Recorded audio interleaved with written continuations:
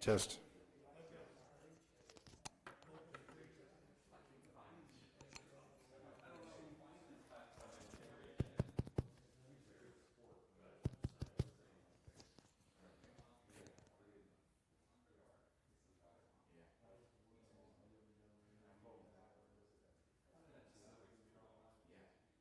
This video is sponsored by Millinote.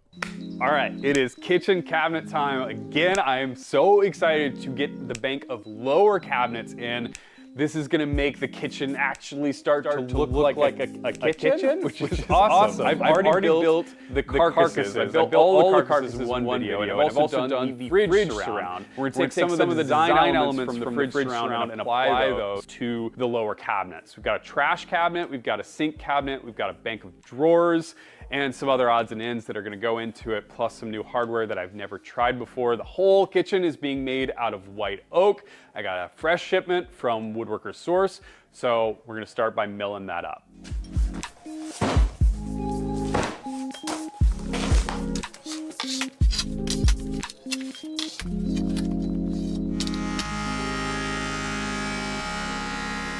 It feels like a pretty big luxury to have this much white oak in my shop. I'm really excited to put it to good use though. Thank you, Woodworker's Source.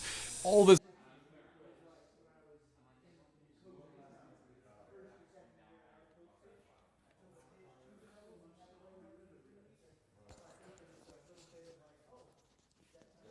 Test. Testing the microphone.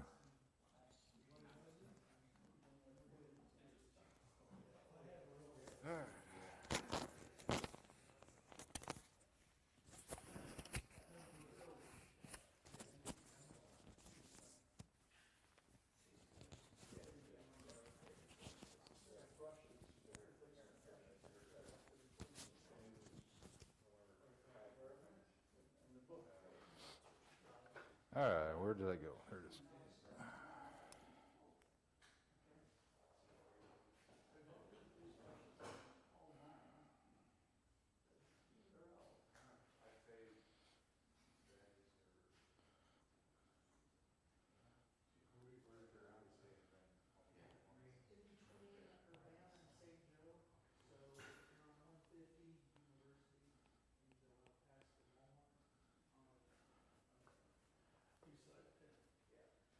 All right, let me steal a stool. I'm going to steal a head stool over here real quick.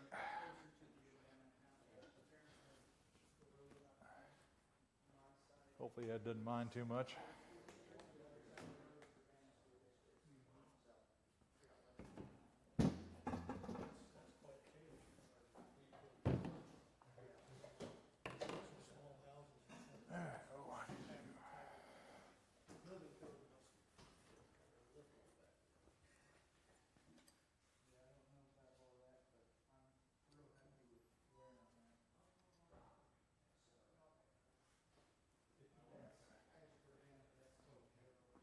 All right.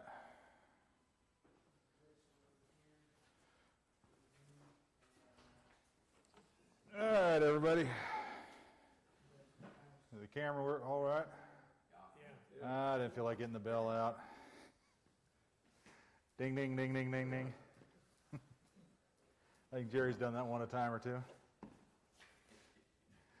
All right. Thank you, everybody, for coming in for the May meeting tonight. I think everybody's heard their phone go off at least once or twice now. The dust storms, farmers are kicking up some dirt out there and winds are blowing it all around. So it should be over by the time we get out of here tonight, but just be careful driving home in case there is any residuals. Yeah. That can be brutal too. How far away I haven't looked at the radar, so. All right, so we've got some time then. Guess we'll go over anything. Do we have any new visitors tonight? I don't see any new faces. All right. Last month we went over about setting up for a tentative date for October 12th of the man, I'm having a brain fart bad. Turning Saturday. So are we still on for October 12th, or? Maybe not, they start with the remodel, the Carpenter's Hall in Faces, and they said we might be in the meeting room in October. Okay, so they're, We might need a different venue. So this place is totally out? I haven't checked with them yet, but I'll see I'll check with Joe, see what he says. We did it here 3 years ago, or something like that. Yeah, we had one here 3 years ago, but that was back when it was the school. And I wasn't too worried about, Remind Joe of that. yeah, I wasn't too worried about the school stuff back then, because that was all Denny stuff and all that fun things. But now everybody's got their own stuff sitting around, and I kind of worry. Yeah. That was in Yeah. 2019, Yeah. 5 years ago. Yeah, I kind of worry that if we have it here again, things might get broken or something might get knocked over, and I'd hate to see somebody get upset about a project or something getting upset. I mean, we used that little bandsaw back there once, and I got chewed out for that, so. I don't want to see anything like that happen and get to anybody else who remembers, or just us blatantly kicked out for something. But I will check with Joe and see what he says, just to follow up on it. Anybody else have any other ideas in case that doesn't work, like maybe any halls or anything like that around that might be working? I might be able to check with the pipe fitters. What is it that we need? What is our facility requirements? We need a good amount of space to have about 3 demonstrations, I think it is, 3 demonstrators. Okay. So You have 3 lathes available? we've got ours, and we could probably get a couple more. How would you get that one over there? Take it apart. We've done it before. We actually took it apart, brought it from the Carpenter's Hall, and brought it over here for Ron Brown, and then put it back together, and then took it apart and took it back over to the Carpenter's Hall. So just a room or 2 different rooms? Yeah, 2 or 3 rooms. I mean, we could probably get that room in there, clear out the middle space, set up chairs. We could probably have a space in here and set up chairs, and maybe even back where we used to have our meetings at in that room. But that again is if they're okay with it, and if they are going to charge us anything for doing something special like that. So. Since Illinois, would Turn has mentioned any interest in coming or anything?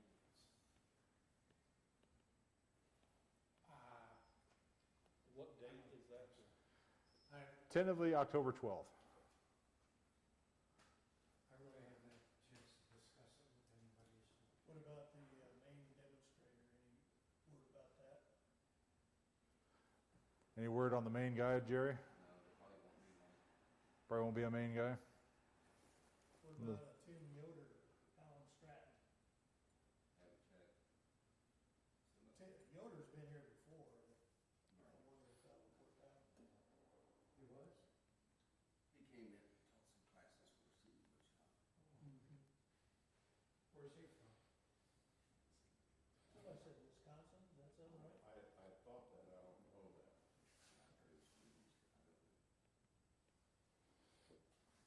Did anybody go to, what was it recently?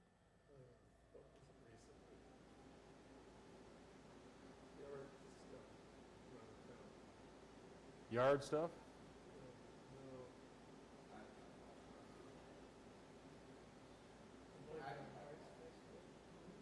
The Boneyard. yeah, the boneyard. Did anybody go to any of the venues there? Yeah, I did. I don't know if anybody's talking to any vendors at the Boneyard or not, the Arts Festival. When was that?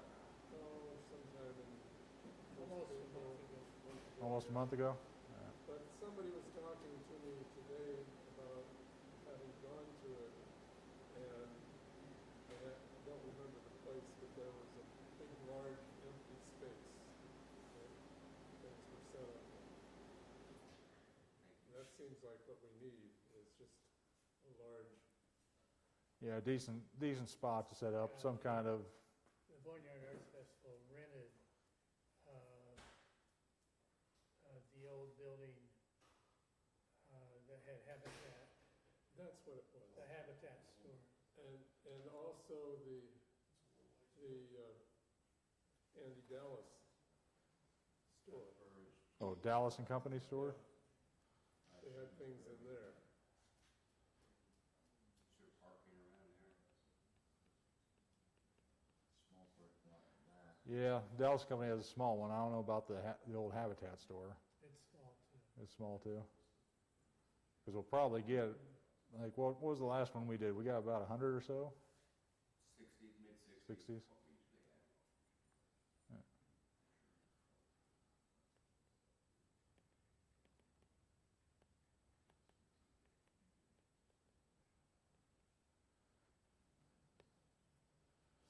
have. Actually, I don't know if I'd be able to check into, like, I know the pipe fitter hall has a space kind of like the carpenter's hall has, but I don't know if they rent it out or what.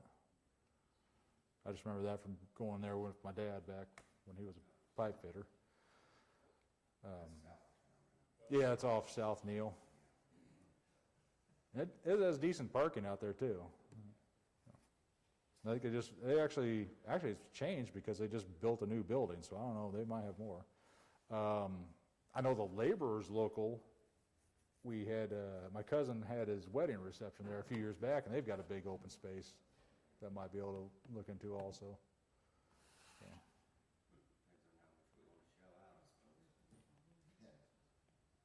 How much dust or mess does that you make? A lot of carpet in there too, isn't there? What's that? There's a lot of carpet in there, isn't there? The laborers local, yeah. The space we were in, it was a pretty nice, fancy area, so I don't know if they have a clean floor. I know the floor was bare for, well, everybody that went out dancing on it that night, but. Do we have a budget for this? Do we have a dollar amount we don't want to spend more of? I don't know if the budget's been talked about or not, to be honest. We never needed one in the past. We always made money. How much is allotted for a demonstrator? None. None? That's why I was trying to get people that had things to sell. And the carpenter's hall because it wouldn't upset the board or anything. That could change too. That could change too. Yeah, well, I just didn't, you know, if you get a demonstrator, are they gonna charge you travel expenses, lodging, meals? You bet. You know, a fee per day or per demo or? The guy we got, Anthony, what was his name? Now, Anthony. Yeah, with, from up in Iowa, north of Quonset. Yeah. And, he just charged us $500, it's straight $500. Oh my gosh. I'll turn something on here.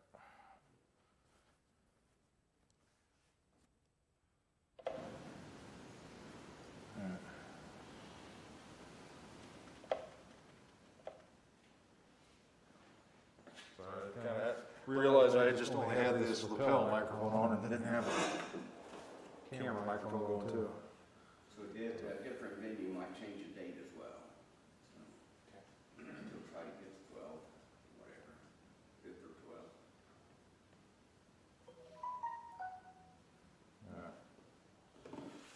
So that's where that's at.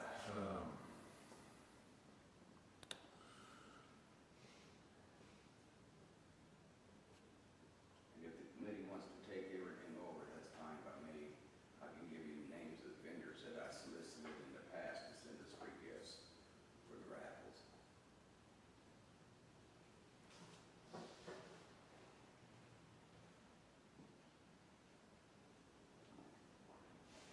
Okay.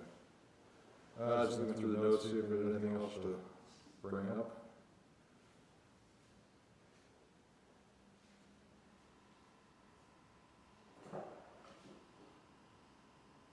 We talked about renting a sound partition from Harriet's possibly, if we can't get like this place here. I mean, we naturally close the doors between each section. Heating wise, I don't know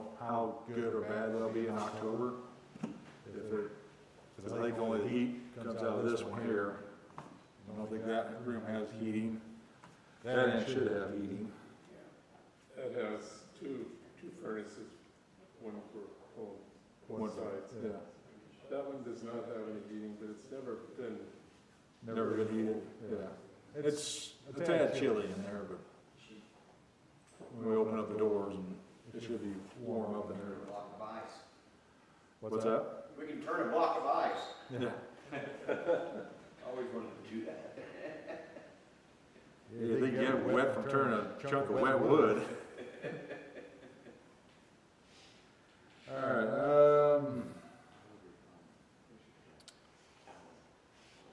Turn on Chicago is coming up in August, up in Northbrook. Penn Turner's was last month.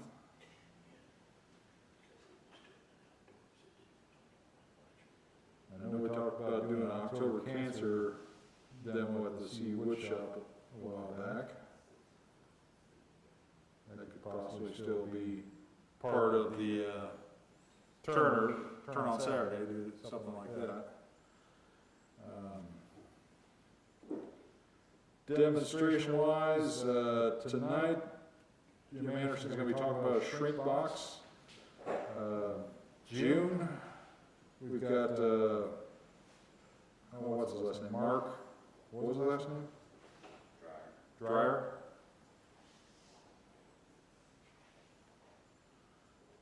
So he should be here for next month, and I need to find out what he's gonna need set up too, so if we have a. Just our lathe. Just a lathe?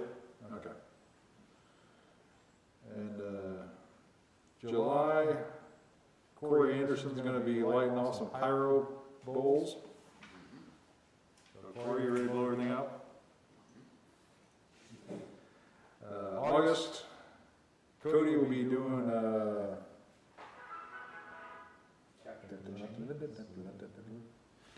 yeah, chains, I was trying to read my handwriting. Capture chains. Steve Smith is to be determined in September, and then I've got myself down for doing some pumpkins in October. Maybe do that for turning Saturday too. That'd be a good, neat little demonstration for it. I got a new tool for it too. I got one of those automatic powered carvers now. So that'll be fun. Still leaves November, December open for anything, so if anybody has any ideas they want to turn for something in those 2 months later on. Anybody have anything new? Any new business? Nothing new? Doug? Yeah.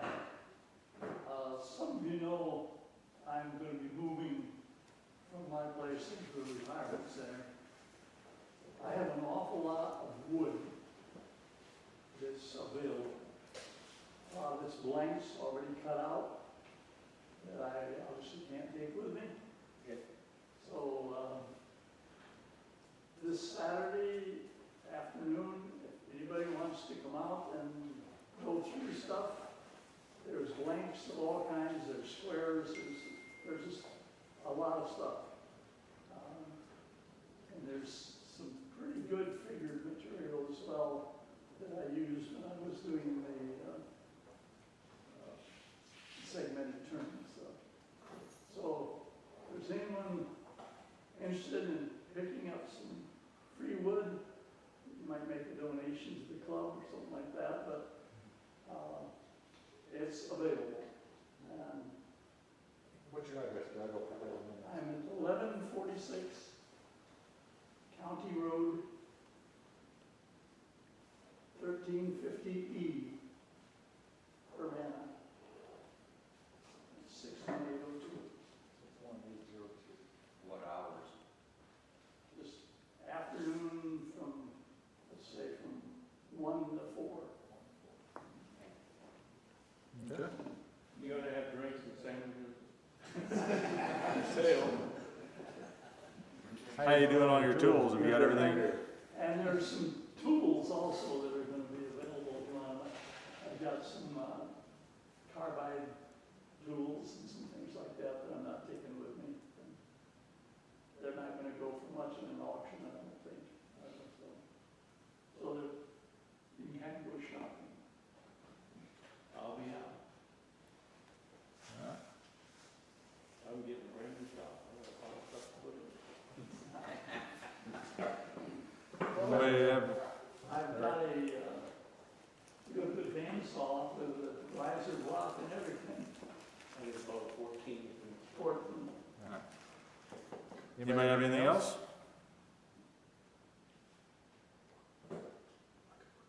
No?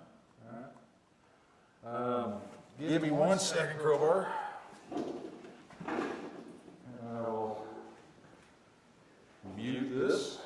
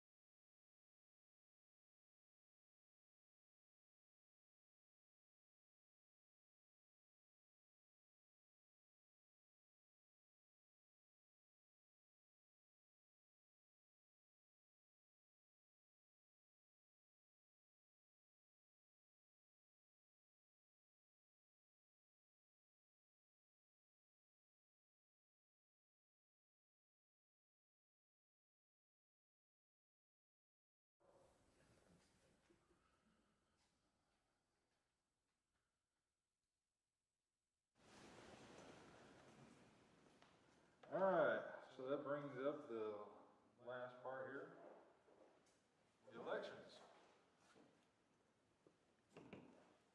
Every 2 years, we have elections of officers, and this year is election year, so we have secretary, treasurer, vice president, and president up for office. So I think Crowbar, you're electing to I'll stay. stay. Jerry? I'd like someone else to step up All right.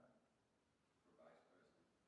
For vice president, Scott? I'd turn this over to somebody. All right. So I'm either way. If someone wants to take over president, I'm fine with that too. So do we have any nominations? How about volunteers? Volunteers? You can volunteer by nominating yourself if you like. No.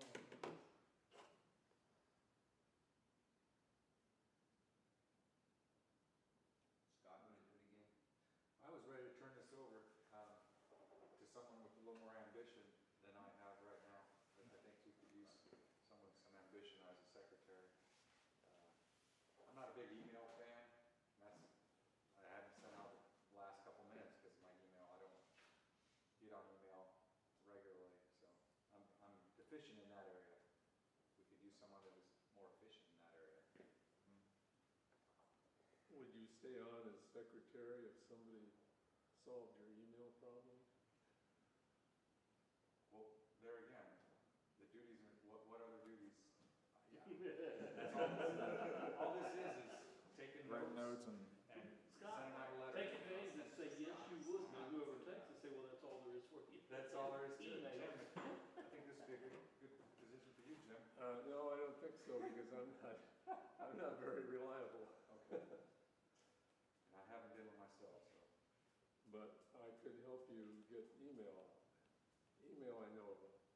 That's all this is just, that's No, all it is. no, it's taking the notes and writing them.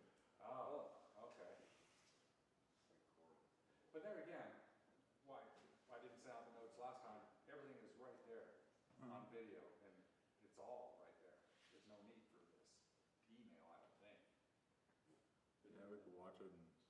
Smith, would you be interested in vice president? I would be, but I simply do not have the time to be able to commit to that this year. I think that's the problem most of us have. I know I've got about 20 different things always going on. I always feel like a squirrel running through a yard, trying to remember where I buried all the acorns at. I can go again until somebody says something. Yeah, I'm willing to keep on going myself. I do think we need to adopt something like the CIW folks do, and they have a term limit on folks. That's kind of something they do over there, I believe. What's that? Well, they Don't do. they, don't they What do they it? Don't they do a term limit over there on president? And Yes, they do, but if we do that, we're not gonna have a club because nobody's gonna step up. Right. So, Yeah. there's just some things people will not do, and some of them is holding office. That's just the way it is.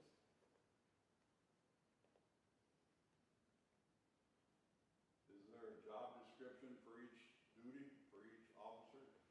I mean, and an issue that I have, I'm not opposed to holding a position, but like this turn on Saturday that's coming out, I'm not the type of person who's gonna go out there and try to solicit donations from businesses for us to hold a raffle. You know, I just, I could still. in my mind, we have $7,000, well, let's designate $1,500 to buy raffle items, rather than solicit donations from people. And that's one reason I wouldn't be interested in an officer position, because I think Jerry, and to his credit, I think he probably gets a lot of donations brought in. And that's something that I'm not wanting to do. Good, bad, right or wrong, that's just, Do we have written descriptions of the duties and what the time commitments are? Maybe that's, or how we can get that one. thought we had at one point, but I don't. Oh, On the AEW, they have a, kind of like a billboard, duties and responsibilities of each officer's position. So if we could pull up AEW, it might take a few minutes. Right. They've got a chart there, and I would say our club, we're just kind of goes along as a club. You know, we're doing it, we're meeting, we're having fun, getting inspired. We don't have a newsletter, we don't have, you know, annual holiday bazaars, but we're not that, and that's okay. We don't have to be all that. I mean, we seem to be a good Central Illinois club that just, you know, gets together and does stuff. But there are a lot of things that, you know, a secretary's supposed to be greeting all new people at the door, something like that, you know. Yeah, and I'm not a big extrovert person. I'm more of an introvert, so when I read that, I'm like, oh, brother, I gotta meet new people. well, a year or so ago, you sent out I did. all this information. Yeah. It's like, my goodness. Yeah. It's, Yeah, we just kind of winged it, we went. Yeah, and that's, you know, that's the kind of, like, we just, right. comfortable in our sedan. Find it? Yeah, let me send it to myself here real quick. Kind of made us a friendly club, not being confused. Yeah. So Jerry, am I wrong about using, like I say, it's a good thing, don't you get donations for the turn on Saturdays? Last time was down, but generally I get all kinds. Yeah, that's what I say, and that's something I'm just not comfortable doing that. But as the president, you could appoint somebody I appoint Scott. that has that energy. You know, and like I say, we have $7,000. Get two people from our club to say, we're gonna go here, we're gonna buy, 20 items. We're gonna go here, we're gonna buy a few items. But, I think and am I wrong in thinking, that we have this money? And chances are, if you spend, say you put a limit of $1,000, and then if you sell raffle tickets, how much are you gonna get back of that $1,000?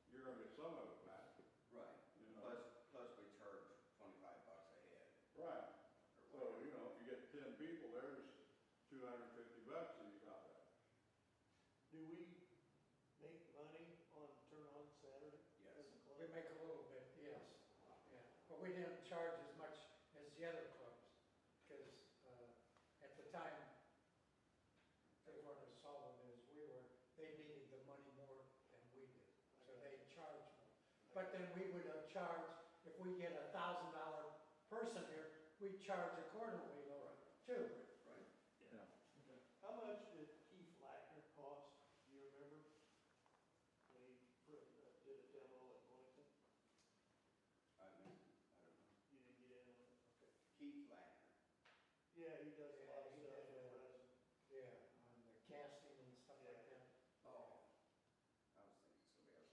I'm thinking, Oh, he was that big guy about my size. wasn't he? Yeah. Yeah, yeah, yeah. I'm thinking about 500. Was it? Yeah. He's into more stuff now than he was then. Is he? I think he'd be a well-rounded prospect. But, Where's he from? Dwight? Oh, oh, really? Yeah, No kid. He's up there. yeah.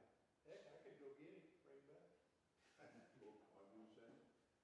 Lives in Dwight? So what's the main point of Turn On Saturday, or Turning Saturday? Because, so I haven't been around for one of them, and that's part of the reason why I'm not volunteering for spots, just because I've been around for a few years, but like for 2 of those years, nothing was happening, and for the others, we haven't had much. So, and then right now, just to be at the house, I'm gonna be swamped for a while.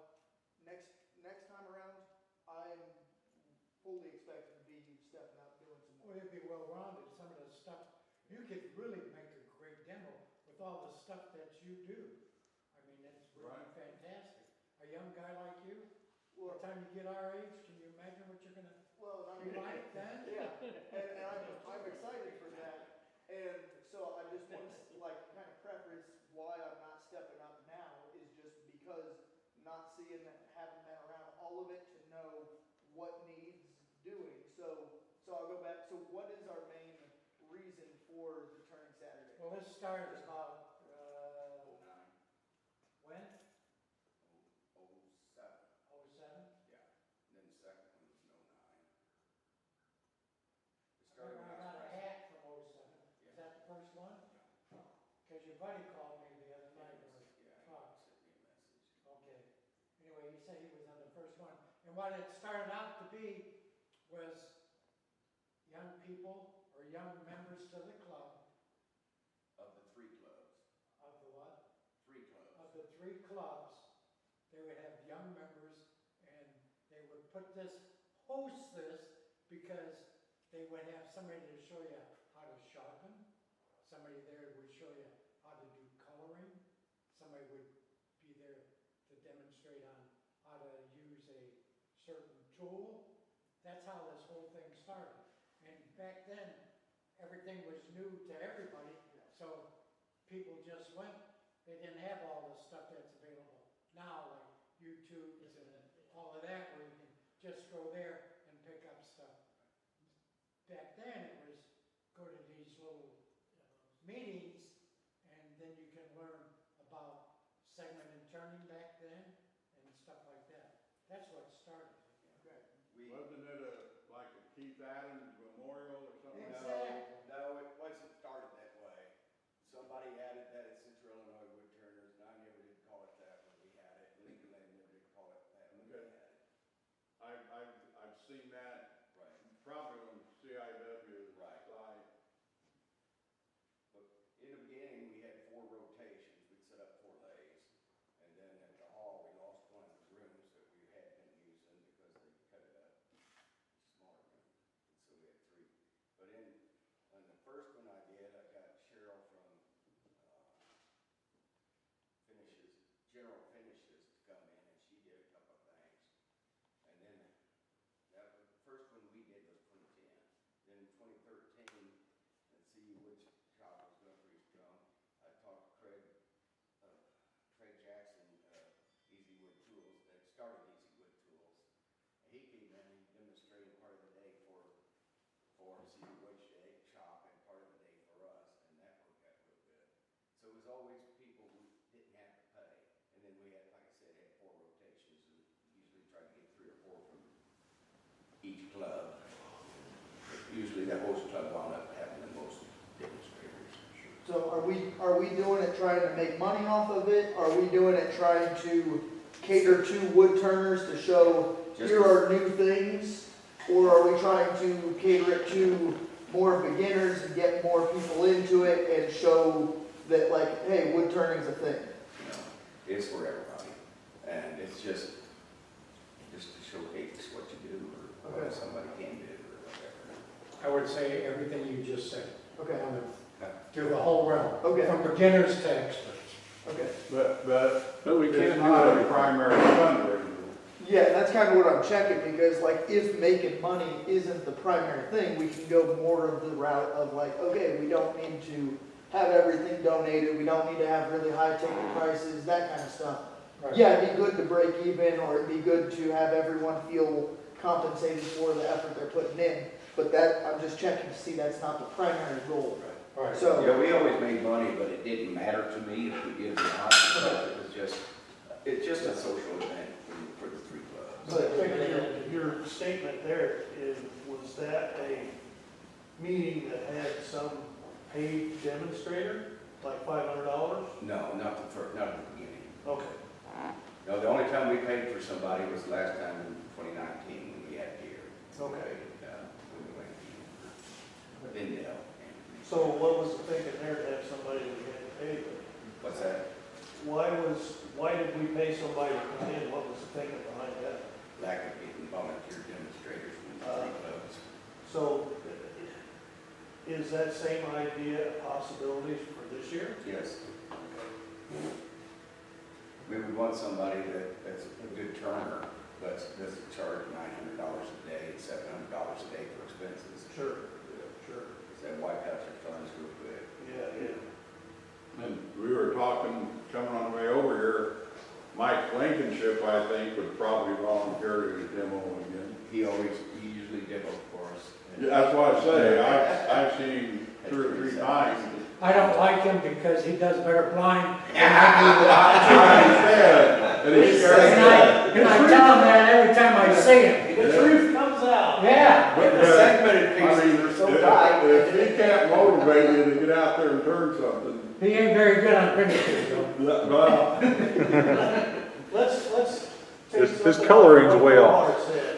You know, little things, maybe we ought to be thinking about that as demonstrations for this turn on Saturday. I'd be willing to, this is how I started segmenting, and this is a good way to get started. Something real simple, something easy to learn I and think that's great. and maybe somebody could do coloring, somebody could do finishing. You're good at finishing, but I'm not gonna volunteer you. Thank you. Appreciate that. But, you know, small things like that, maybe we ought to think that towards that. That would work pretty good too. We usually didn't go after any particular items. We just, whoever volunteered, they decided what they were doing. It would be kind of hard for me to demo and serve lunch. So, Well, I know, and I gotta help you. I make a mean pot of chili. that's right. You do? I do. All right. I could wash dishes with the best of them. There you go. I don't know if I want to be around everybody in that afternoon after lunch. Well, part of it's gonna have to be outside, I think. Yeah. Moving on. We had people. sorry for the aside going back there, but that was going off of like elections. That's So, handy. I'm not volunteered myself this year, but like in 2 years, I fully expect to do something, so. So you got 2 years of practice. Yeah, 2 years of practice and learn what all we're supposed to do and can do and. 2 years of practice as vice president, sound like. You know what, I was just gonna say that the good apprenticeship for that would be the VP position. Well, I think the secretary goes into the VP position. So it's maybe a year of secretary, and a year of VP, and it'll be ready for president. Hey, Corey. All right, so let's get back on topic here. We can talk all day and night on turning Saturday. We need to get our officers all straightened out here, so we'll need to get some nominations. Obviously, Crowbar is willing to stay as treasurer. Do we have any nominations out there? I nominate Cody Jones.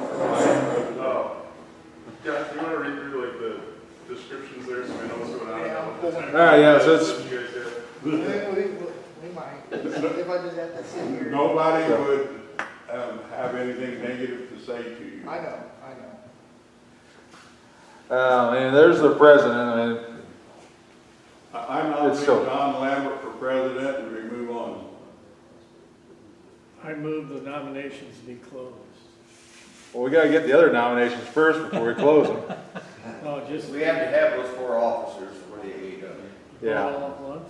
You wanna go down to vice president, or yeah? So basically observes, assists, and consults with the president, conduct chapter meetings and demonstrators in the president's absence, prepare the agenda and preside at all chapter meetings. So basically, if I'm not here, you take care of everything. Reference material, review minutes, previous board meetings. We don't have a program director.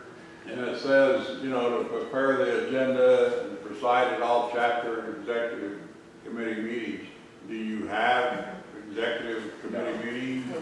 We've had very few in the beginning, and everybody was scattered out in Bloomington to who knows where, and Yeah. So basically, help John out.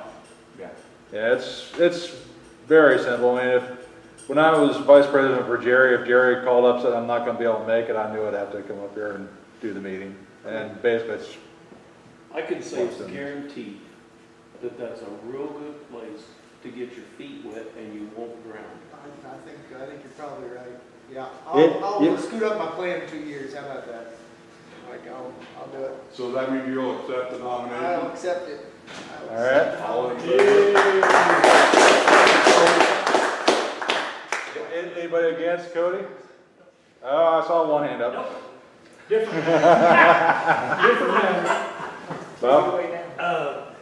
I've often wondered this, if you aren't able to attend a meeting, and we need all the equipment set up, who have you trained to set up that set? It's been kind of hit and miss on who hangs around and after and who's, when I mentioned that I'm gonna be late or something like that, I need somebody to come up here and set everything up, and it's been fairly good.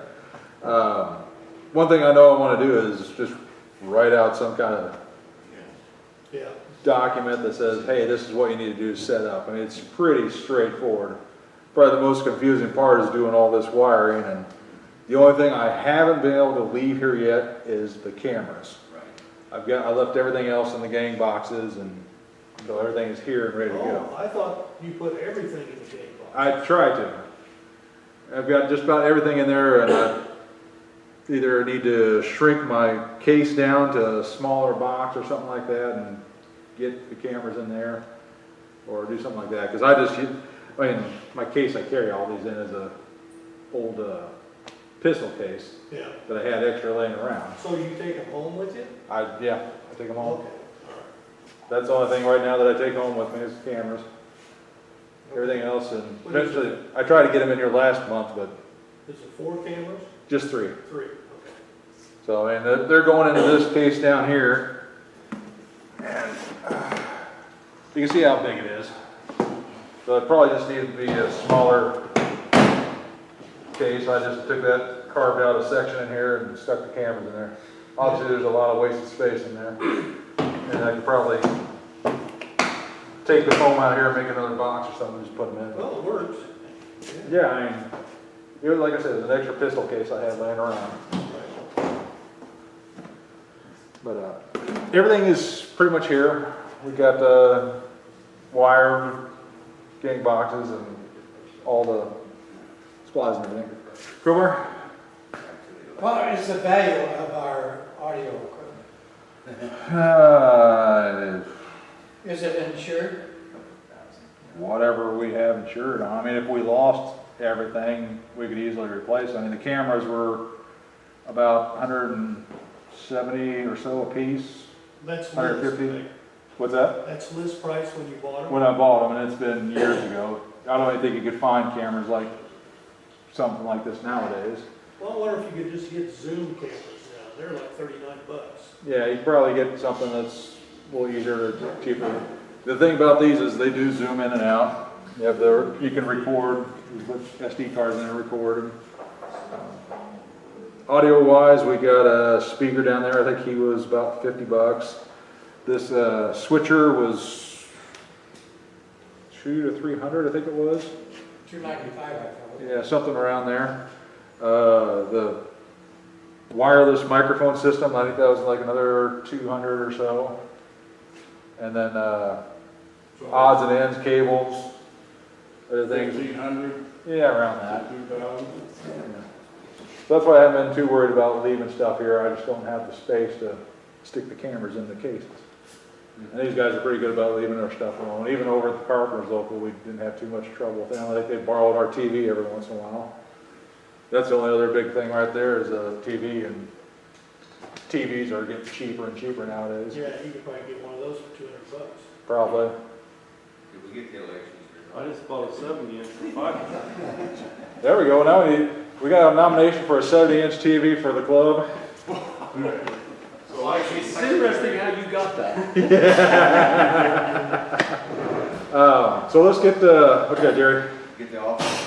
Yeah, let's get the officers going here so we can get this on the road. So we got the VP, Cody. You don't look too happy now. Congratulations. Secretary. Do we have a nomination for secretary?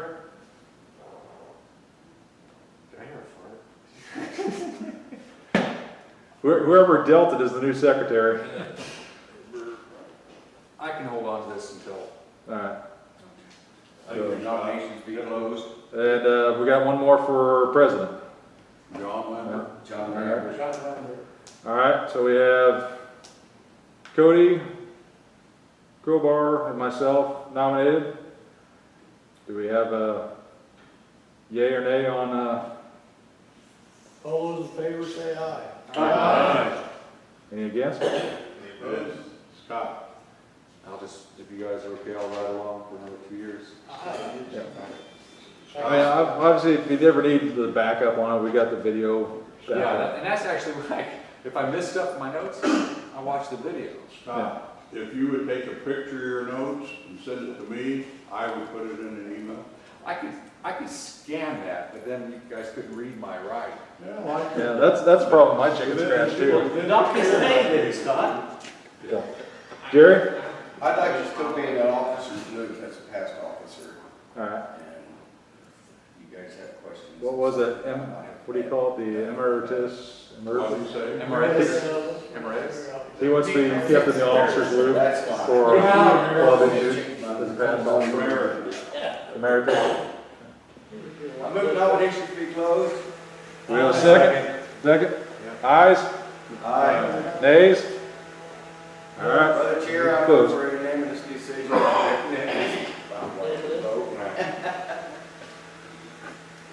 So I'll write all that down here on my notes here. Anyone else have anything else? All right, let's get it, move on down the road for show and tell. So Dwight, I'm up. have at it. Dwight Crane here. I got these off my dining room table. They've been sitting there for 25 years. This is a large sycamore platter that I made in '99. This is, and this is probably tied for the best thing I've ever turned on a bowl-wise. It's a piece of white oak burl that I got from Jerry's hometown. It was monstrous, but I turned it many, many years ago, and it sits like this, and my wife decorates it inside with whatever the season comes up with. If anybody wants a monstrous piece of elm, I've got them in my house. I had a monster elm tree cut down. I made a master mistake. I paid the guy before he was done. And he went off and left all the stumps there. Oh, wow. So I don't know. Anyway, if anybody wants it, I'm the guy to see. Because it's free.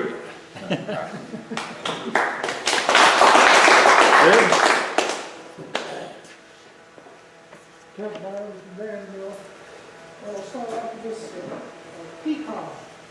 I checked the moisture on it, it's 25, and then I checked later down where I had the pinion, it was 25.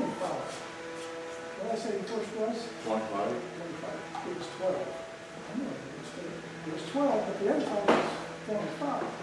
So it's kind of an egg shape. He's old. Just got the shape of the size of the stuff. There's a little leak we got. I don't know why that showed up there. Cherry. And that's pretty decent. And all got all the other thing on. And a little sycamore mold. Square bees. Nothing exciting there. I should have made the bowl smaller so I had a little offset to it, I think. A little more float. That was it. Very nice.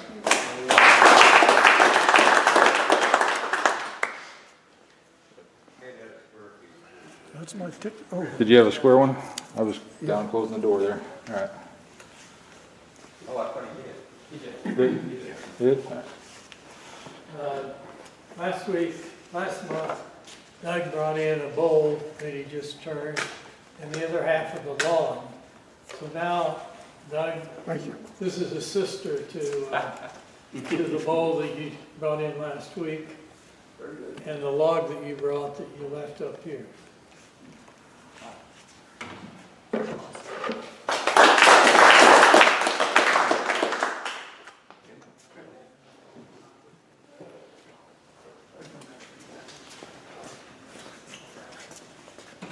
Corey Anderson from Warrensburg. This is, I think, a piece of maple. Turned it in the square bowl fashion as we had. I got it sanded out. I didn't do anything else with it because this is going to be part of my demo I do in July. This is going to have around here, I'm going to be using potassium nitride and sugar to create a moon type scape of craters. There we go. Craters and things like that in here, and my thought at the moment is this is going to stay plain and do this design, and then I'm going to add some paint to it, and I'll do both this side and the back side with the crater process. Okay, so look, you'll see this one finished in July, and you'll also see how to use the potassium nitride and sugar. Cool. Well, we need earplugs for that. Huh? Well, we need earplugs. No. You may want to wear a mask because there is a lot of sulfur smoke, but that'll just depend upon which way the wind blows. And we will be outside here with it. Yeah. Advertisement. Square Bowl Challenge. Cool. I've been playing around with the laser engraver that I got from Lori. I tell you, I got a good deal on that too. It even had the rotation things on it. Does yours guys have the rotation things? Yeah. Does yours have the rotation things and a chuck? No. Yeah. Can't wait to use those. I haven't used them yet. This is a piece of wood out of Corey's shop. I think it was blackberry, mulberry.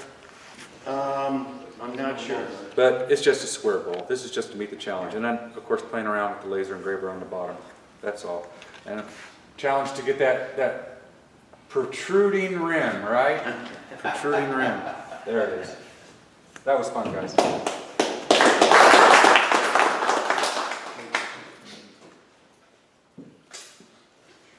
Cody Jones, Urbana. So I got a little bowl here. This is out of used stumps. There's another part of this that was way bigger, and I haven't turned much in a while, and this was last thing I turned before moving the shop out, and then it's just sitting. So this was a quick project because the other one was going to be way too big, and I overestimated, and so that's an unfinished project for a while. But this is a nice little bowl with the rim going inside, so it's kind of vegetable-ish. And then I've also got a little box here. So this is out of, I don't remember the wood. I got this at St. Louis Exotic Woods or something. Has anyone ever been there? If you're in St. Louis, there's a place that it's just a huge warehouse with a ton of woods, different woods from all over. It's pretty good. It's worth the visit. I had a little bit of time and I walked through, and so I bought a little pepper mill grinder blank, and that's what this is out of, and I forget the name.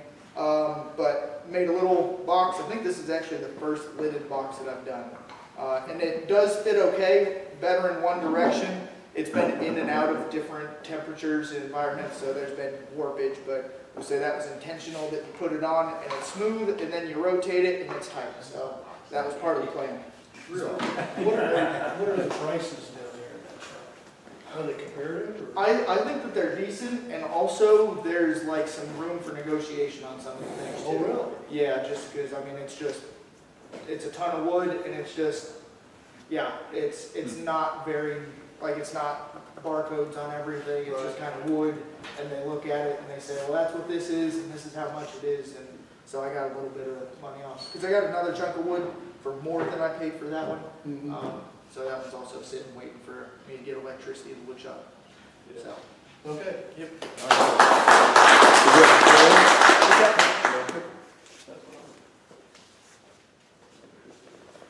You know, I don't have it.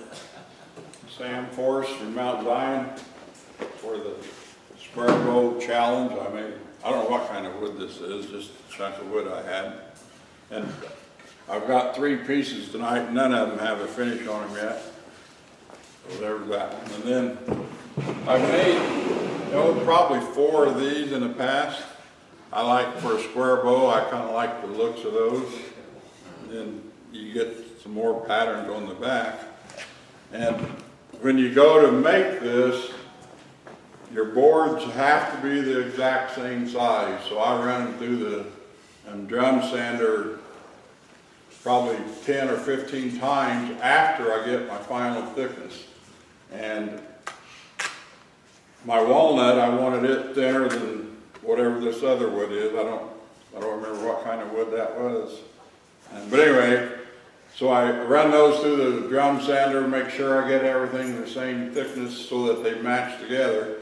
And then I do longer, I make a board longer than what I need. I ended up cutting 6 pieces, and I end up using the best 4. So then with the ones that aren't quite good, I put them together and made this out of my leftover pieces. Looks like cigar ashtrays. And when I've had these like this in the past at a sale, they go within the first hour. I've never had one sit on the table at all. What tool do you use to cut all this? What do you mean? Miter saw or? Table saw. Table saw? The table saw, and I have a good sled for my table saw. And I take a wiki gauge and get my blade at 90 degrees, and it takes a few minutes because it'll read 88 or 89.8 or 90.2 or something, and fine tune it till I get that 90 degrees, and then I try to make each pass of my cut one solid cut. I don't want to pause halfway through that board. And then I run my board that I make, say, I don't know, 32 inches long. I don't know, now I just lost my whole train of thought. 32 inches long? 32 inches long to get my 45s off of there. And, oh, I know, I make my board like 32 inches long, and then I run it through the planer to get it smooth on both sides, and then I run it through the drum sander to get it smooth on both sides. That way I'm laying flat on my sled, I'm flat up against my fence, and I get my 45s as accurate as I can get them. That's why I was asking, because they look pretty good. Because if your boards aren't flat, you're not going to get those 45s to come to that point. On the top and bottom. Top, bottom, Yeah. everything. If that board wobbles, you're not going to get a good 45. Would you care to tell how much they're willing to pay for something like that? You said they don't last. I usually put like 40 or, I sell everything cheap. Well, okay, now we know why. Yeah.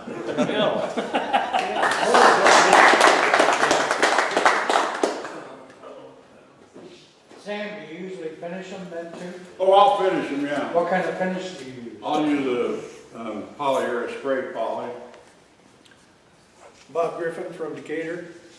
This is an antique like yours is, because I checked the date on this and it says October '99. Hey, looks like a spittoon. Mine was 99. Yeah. That was a good year, wasn't it? It was a good year. This thing, memory serves, I made this with my mini lathe. I've got a 10-inch machinist mini lathe, and I'm pretty sure I made this on that. So that was when I knew nothing, and I still don't know anything, but I know a little more than I did then. So that's this piece. And last month, I made a companion piece to this guy, or this guy is a companion piece to that one I made. When you cut, you make regular rings, and to make the angles, you slice them both at the same angle, and then you glue them back together, so you get the walnut, and then the... Oh, you turn it 180, glue them back together. Yeah, Yeah, yeah. okay. So this is the fall off on the other pieces. Yeah. So that's that, and I'll show you what they look like in their habitat.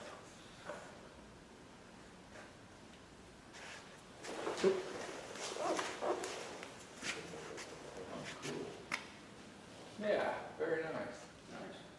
This is at my daughter's house, because she... That's a nice plant next to your bomb. Yeah. You know what kind of plant that is? Next to your ball. Green. So that's that. Thank you very much. Well, we just got in trouble with you two, thanks. Oh, what?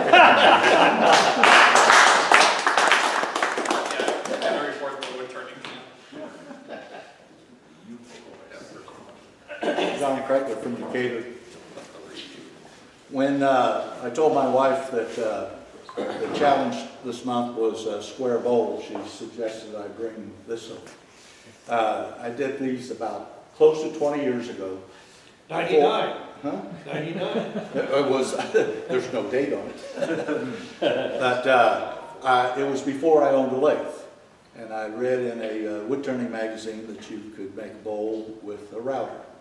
So this is what I wound up with 6 bowls and a tray with a router. And it was, at the time, for my skill level, it was a hell of a project. But anyway, so that's a square bowl. This is another square bowl. This is more recent. I made this after the last meeting. This is Capalta, and the finish on this, I believe, is feed and wax, Howard's feed and wax.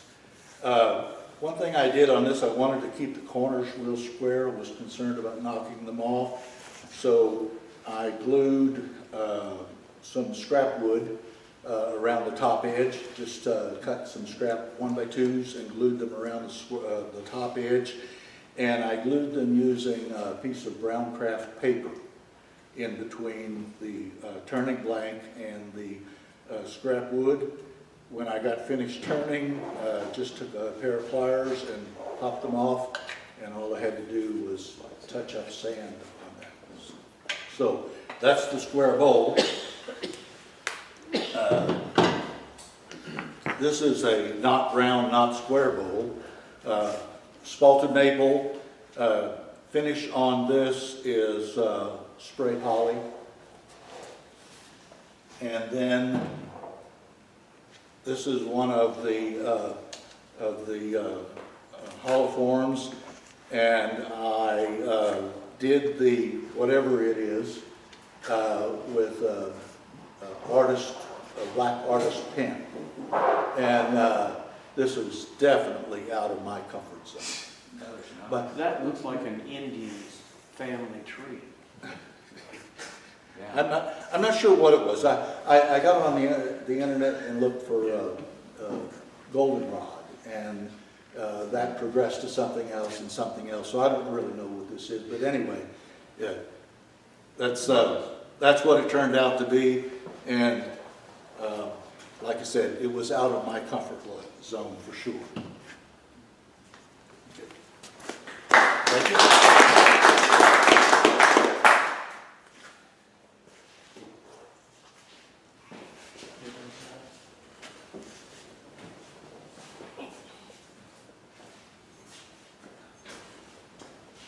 You couldn't see me coming, could you?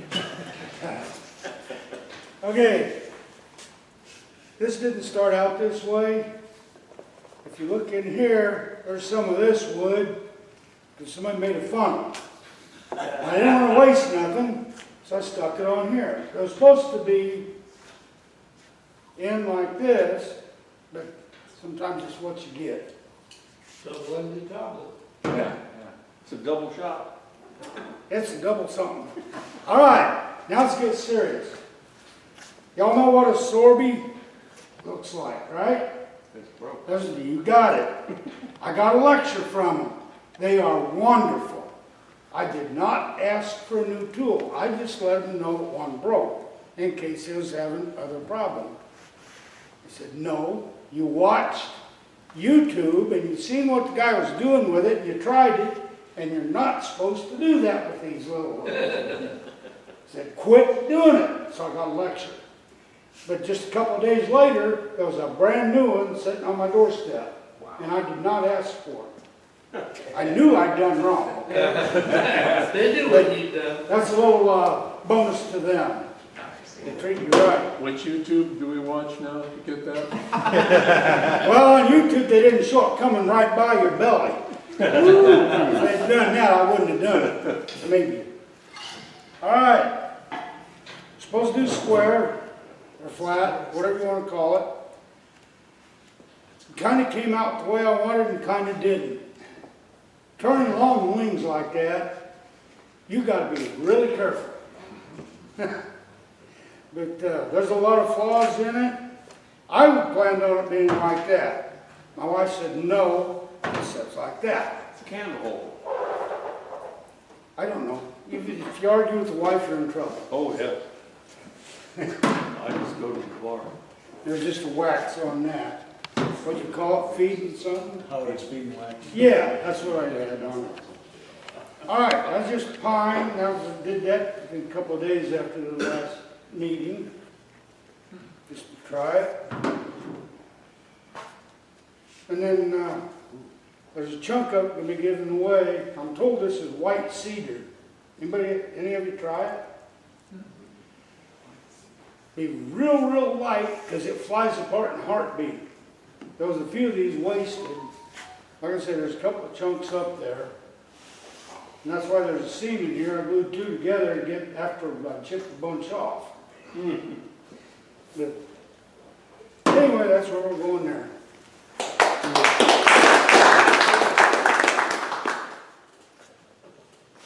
I'm Chris from Champaign.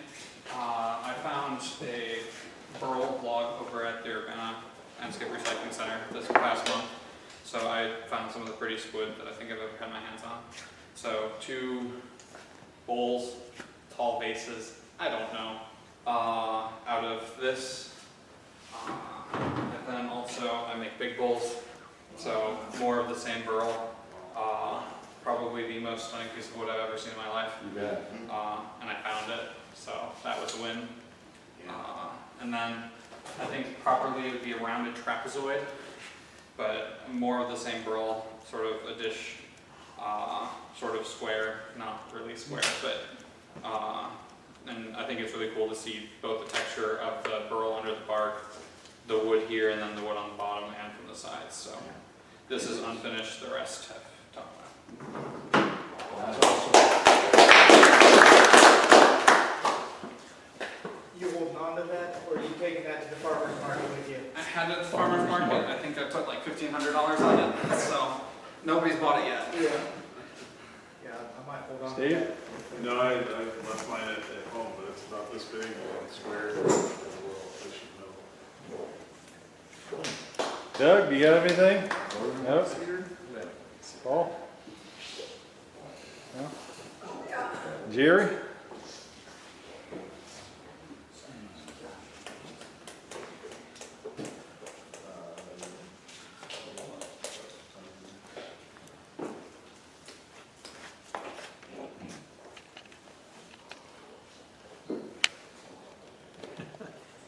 couple of little birdhouse ornaments. That one was just from a branch. This afternoon I thought, well, I'm gonna make me a new square for tonight. So I slapped on a little piece and I knocked the corners off and I said, well, shucks. And then I thought, well, I'll just cut them off, cut an 1/8 inch off all the way around.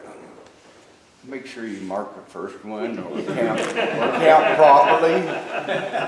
So I thought it looked funny and I put it on the lathe and started hollering it. I said, yeah, you messed up. There you go.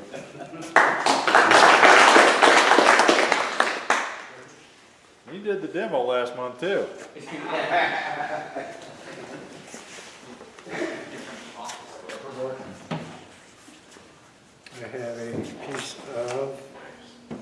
I have a square piece of wood.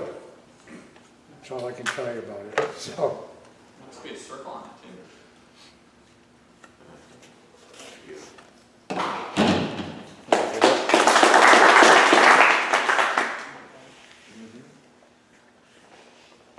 Anybody else? No? All right. All right, we'll go ahead and give these away real quick.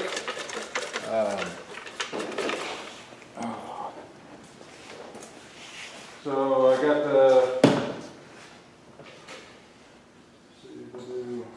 we'll do these, the President's Challenge up here, and these will be the wrap. I've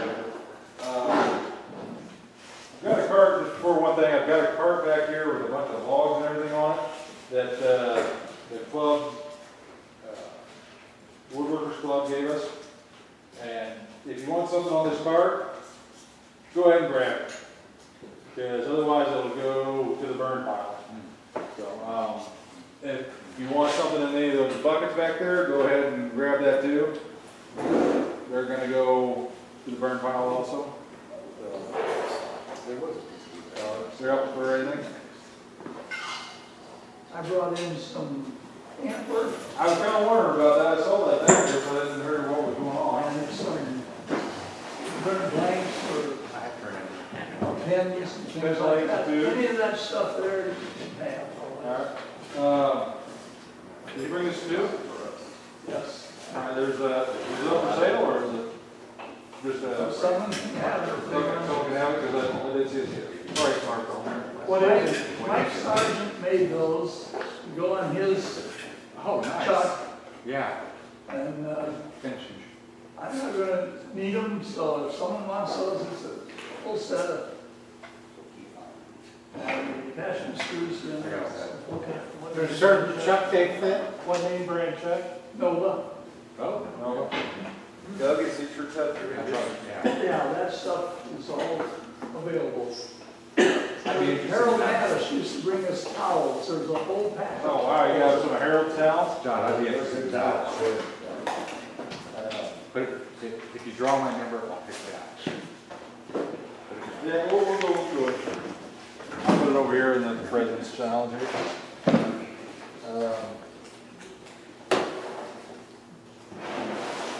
There's some nice animals back here too. Holy crap. Were these ones you took yourself, Doug, or is these you actually shop these guys? I picked them up somewhere along the way. Yeah. All right, we'll put those in the raffle and I'll sort that out here. For the raffle tool tonight, Chuck brought in a, looks like about a 3/8 inch crown tool. So we'll go ahead and give this away for the raffle, so if you want a new tool. That spindle or bolt? Spindle? Yeah, it's spindle. Quarter inch bolt gouge. Yeah, it's quarter inch bolt gouge, 3/8 or quarter. Crown probably call it a quarter because of the gap here, but the bar is probably 3/8 or close. Yeah. All right. So that's the tool for tonight. Also, there's one of these, I think over there, but also we got another neat set of little mini rasps. Yeah. That'll be in the raffle tonight. So if you want to get a chance for those, tickets will be on up there here a little bit. President's Challenge. Blue ticket. You're going on the table here for those. On a raffle or take some or whatever. All right, President's Challenge, first ticket, lucky number 406. So that's me. Oh. Seriously? Yeah. Wow. Nice job. Okay, you paid me $20 later. Thank you. All right. Next number is 412. 412. Jerry? It's just on this half over here. President. Well, he's picking 411. So we got the information. Anything up here? Just on this side. 404. Raffle not found. Computer nerd joke right there. 413. 413, crowbar. Got clamp stands, got a chunk of hash, mini picks, and this little guy here. All right. 408.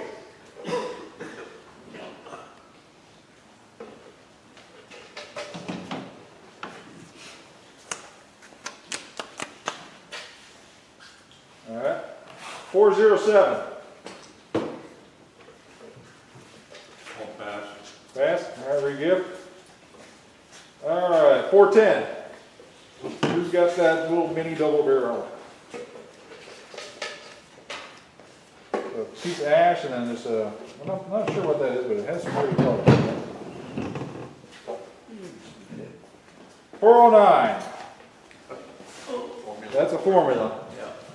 All right. All right. Yep. All right, now for the reds. Go over here to this table. And it's only going to be on this half over. All right, so red ticket. First number is 770.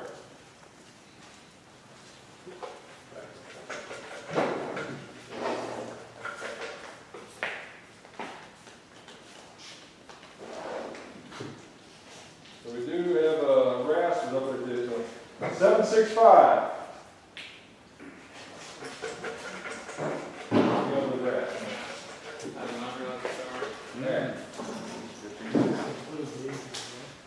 The ones on the card are up the ramp. These guys.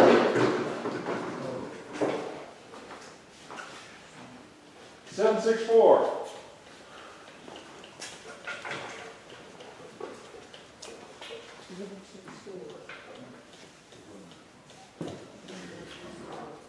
Yeah, what's that white cedar? Okay. 767. You're gonna match pair. Yeah. I think it'll cut them apart.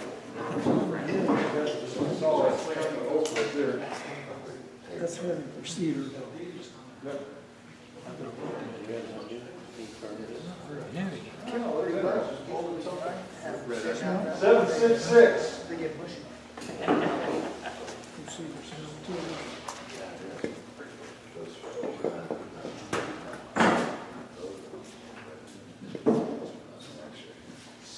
Down there.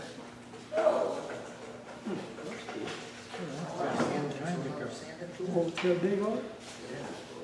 Oh, 9, yeah. 768. Yeah. That's dye on there. That's dye on there. Yes. That's enough there, Jerry? And wine you wear.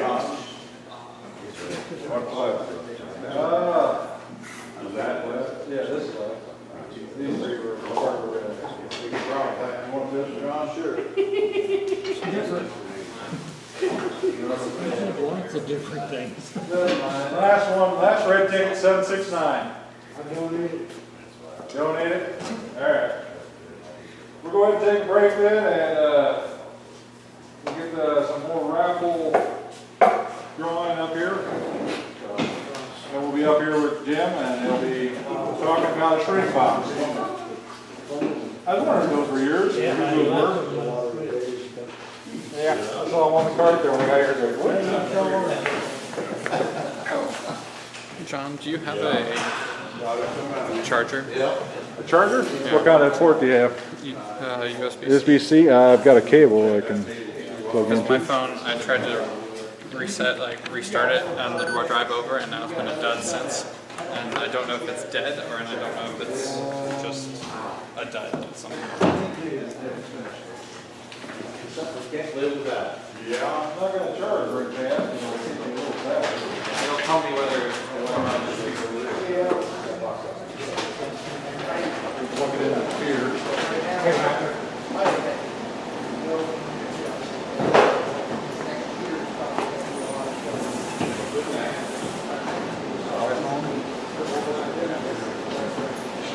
It just hasn't done really well.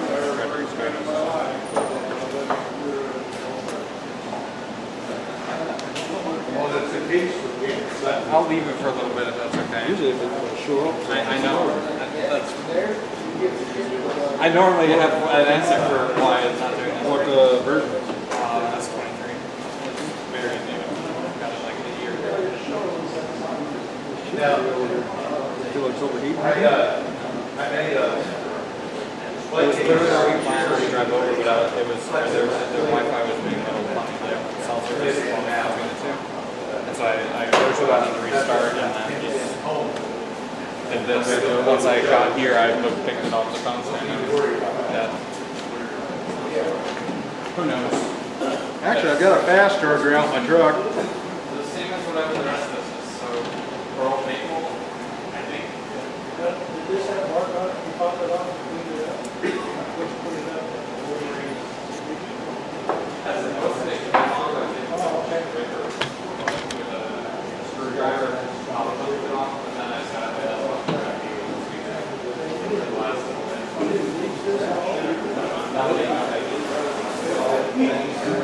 I'm not responsible. That'd be pretty easy. See the vice president. We got a new one. But yeah, I thought this was one I had to ground. I was like, I don't want to wait, but this, and this was a way that I could put it on the table and show people all of the See any on the table?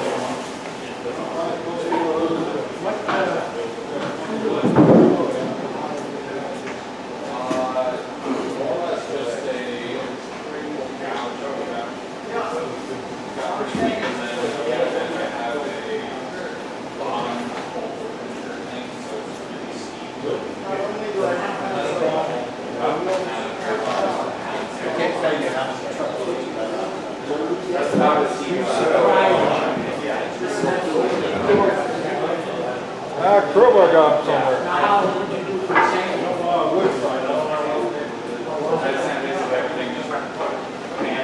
I'll use a foam block and then sandpaper and then my hand is blocked. You're amazing. You're just amazing. Everybody's gonna be like with the guitar, huh?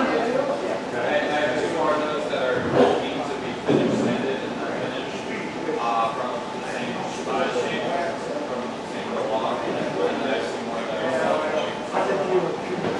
are I went up to the recycling center to rope up. No! I wish I could pull my phone up, but phone's actually my brick right now. And like I literally, as I got out of the car, I took a photo, I'm like, someone that's been going, I found gold. I could hell driving nuts. And There's some gold in it. well, my dad never said something.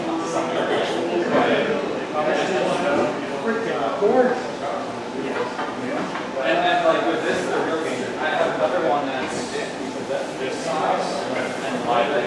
So the girl is also this, but bigger. And that'll be your second extended well. It's worth it also.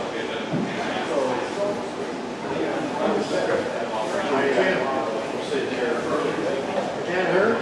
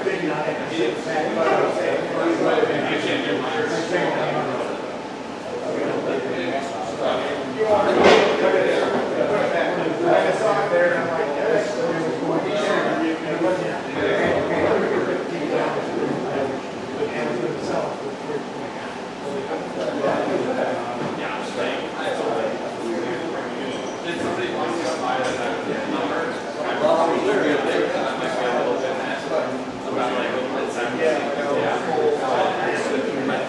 like not in love with it compared to the others, simpler and prettier. And so I would build that around to shoot for it out if I wanted it out sort of thing. But I'm sitting a lot of just prettier. Just the light lines through this here.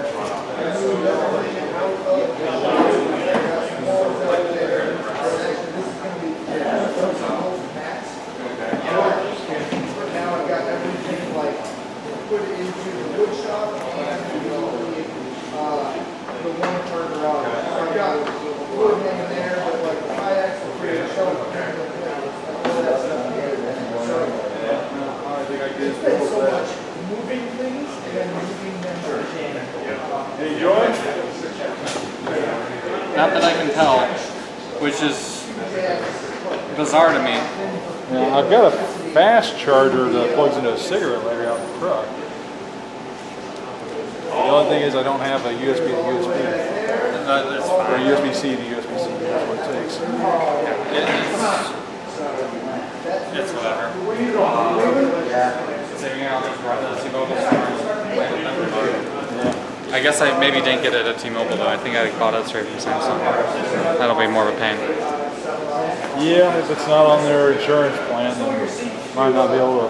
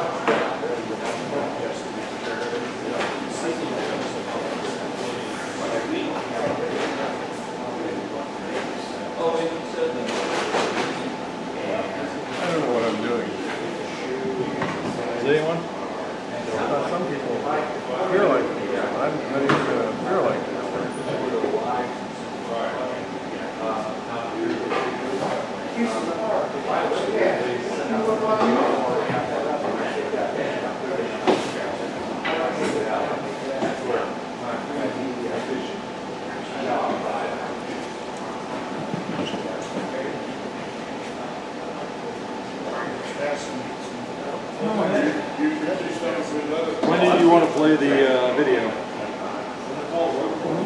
So I got the video ready to go.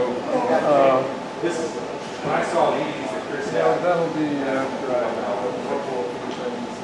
They remind me of the mountains in New Mexico. Then can we stop? I made a blooming out there. Yeah. So I made a little clock. Well, good morning.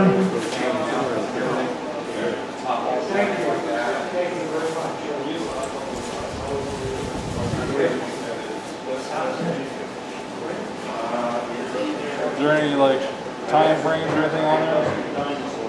Oh, wow, yes. Just to go to? That's a good idea.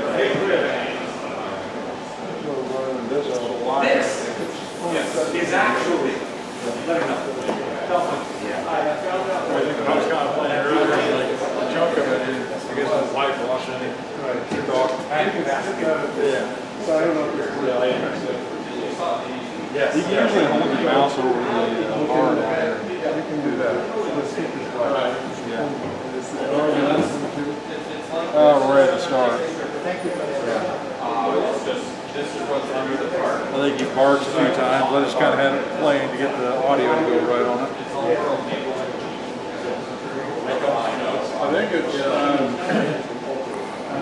grass shaving. Oh, yeah?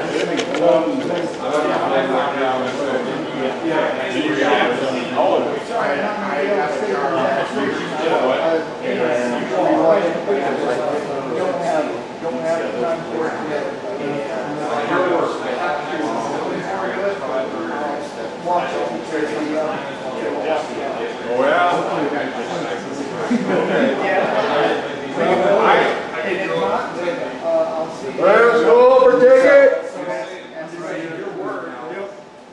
Let's go for tickets. Get your tickets. If we need to do anything for future stuff, we'll talk about it. Yeah, I mean, I don't think there is anything. it's been maybe one or two times where Jerry's had to do something, and I've been running late for work. Yep.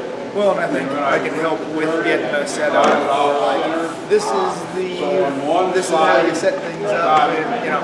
So, but we can, I can start thinking of that stuff for next time. There's not a whole lot. I come in here about, I get off work at 3:30, so I'm over about 4. Depending on if my boss is I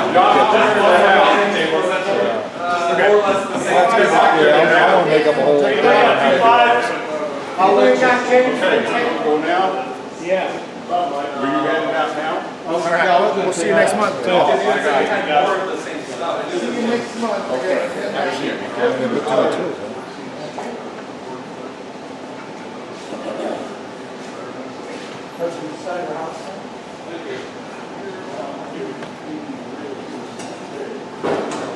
So if I look at this, I can see what's on the camera. Yeah. So if you want to show something to it, just kind of indicate to it, and I can switch over and I'm seeing what that camera sees. 5 minutes sooner, I would have gone. But it was fine until we put all together, put the dogs in.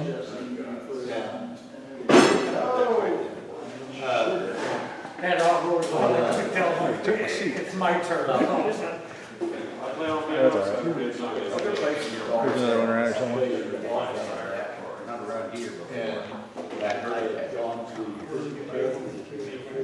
All right, everybody got their tickets? We'll go ahead and get this raffle going.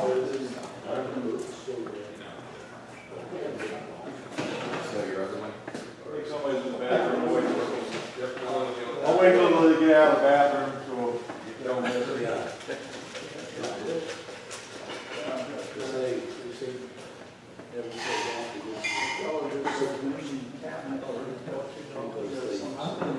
They slow down, they play with themselves. I do it from home. I have a party. I have a party this weekend.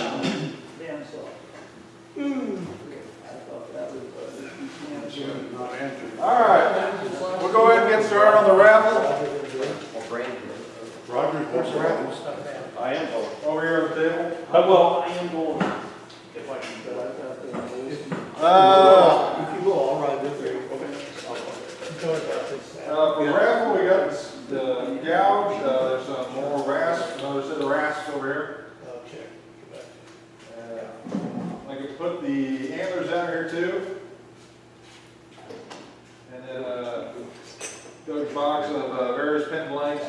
last 2.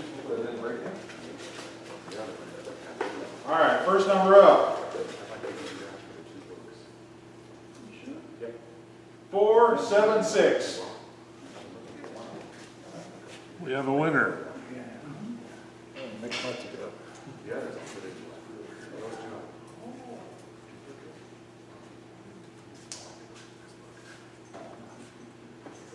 We'll do some experimenting with the last 2. Huh? Yes. All right. All right, next one. 488. Son, I'll take that red sack there. That sounds a little naughty, but okay. Would you bring the 2? Yeah. Yeah. All right. 478. 478. Chuck's got the winning streak. He's got your tickets, Crowbar. Yeah, he's got the magic tonight, no Kurt. All right.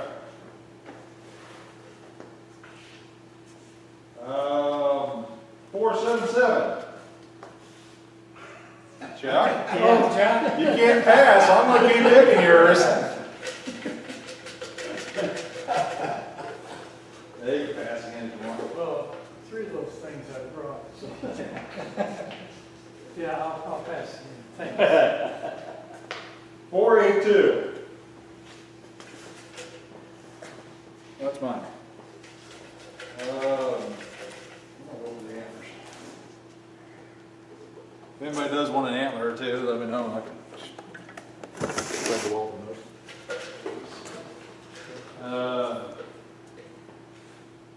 493.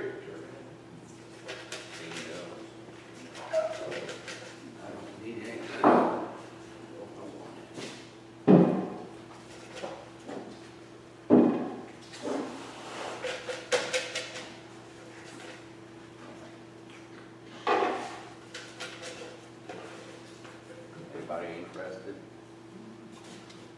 486. Bargain. 486. Pass. Pass. 480. Let's see, I'll take that square box, whatever that is. I'm not sure what that is. Lovely. He's gonna miss some more. A lot of free wood tonight. And don't forget, we've got the chunks up here on there and all those in the back. There's plenty of pretty walnut back there, that's for sure. 481. 481. Is there something small? We got these little guys that are kind of checking. Those pliers. We need those pliers up here.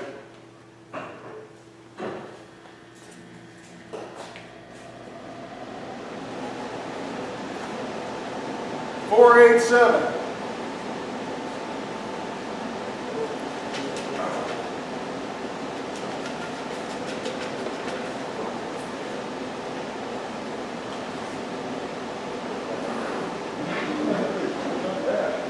Yours? Yep. 483. Pass. Hey, Gary, I like your name tag. 492. Give it away. Pass. You got a lot of people passing tonight. This ain't the Patriots now. Why don't you just stop and tell everybody how to Yeah. tell the wood? 485. Pass. Alright. So all the stuff up here is wood. If anybody has a particular piece, come grab it. And I can go through the rest of these and I have a feeling everybody's going to be passing worse than Tom Brady. Alright. Let me go ahead and get these rolling here, make sure everything's going alright. And that just, you can just clip that to your lapel, Jim.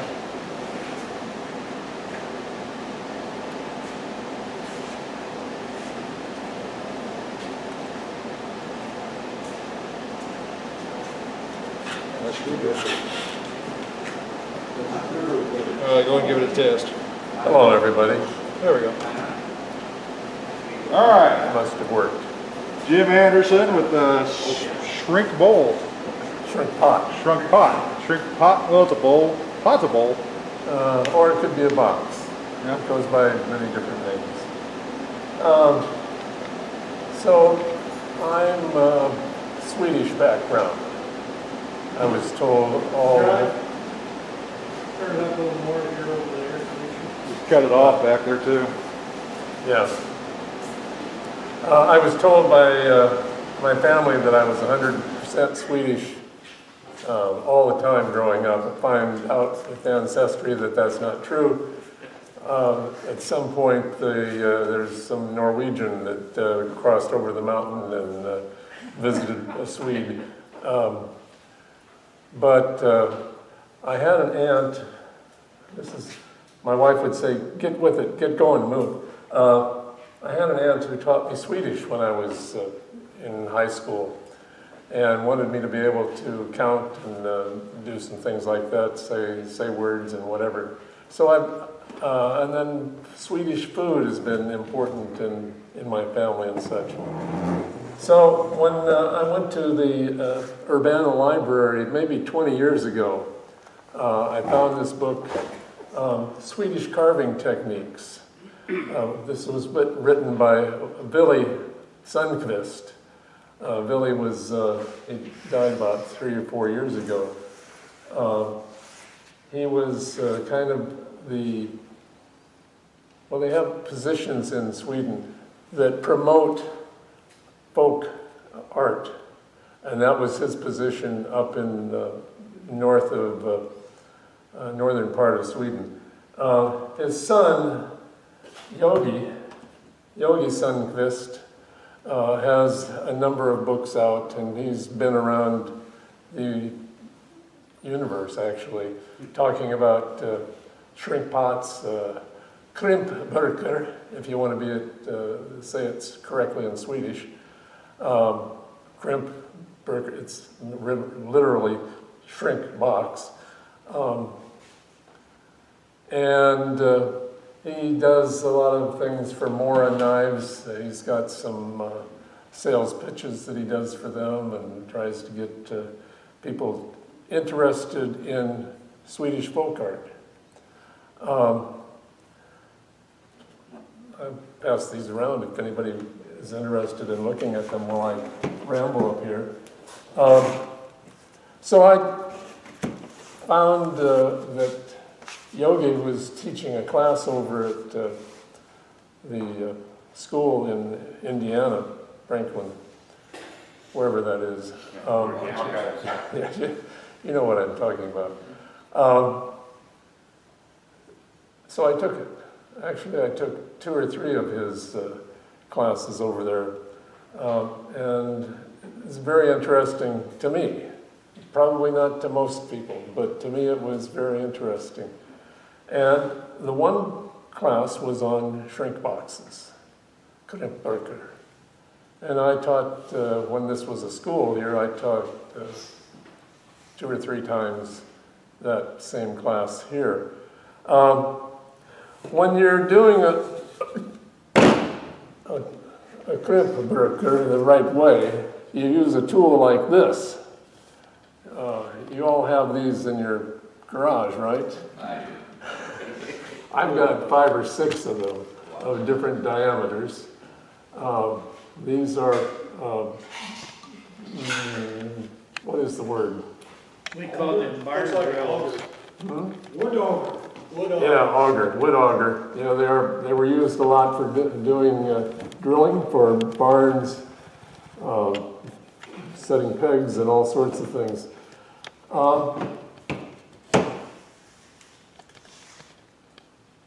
So in shrink boxes, you use them to bore out. You can't really see that because it's dark at the other end, because the other end has been sealed by a piece of wood that says Jim Anderson on it. This is natural bark, and this one was done in 2018. You can see that too if you want to. So I was really interested in them and did a number of things. This one is a birch. But when you do the natural wood, you don't get the shape that you get on a lathe, which is good and bad. Yeah. Because you get the natural shape. But you can use the lathe with something like this to get a core out of it. It'll be a round core, and not the smooth dimension that's probably about 3/8 inches around there. So I was interested in these as shrink boxes, as crimp worker. I was interested in a lot of things. This one has a little card stuck in it from February of 2018.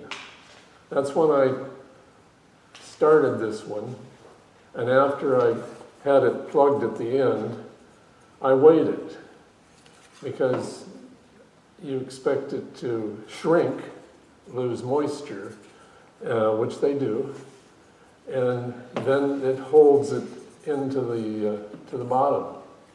I was interested in how fast this worked and what the loss of moisture was. When I started actually it was my grandson's birthday, February 6th, this thing weighed 83 grams. And when I finished, I decided it was finished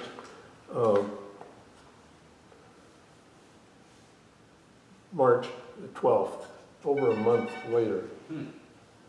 Then it had kind of stabilized at 54 grams. That's a lot. That's actually 35% of the weight went out of it. 35% of the weight was water. Yogi says someplace that if you want to see if something is dry or not, you kiss it. And if it's cool, if it's cool, it's wet. So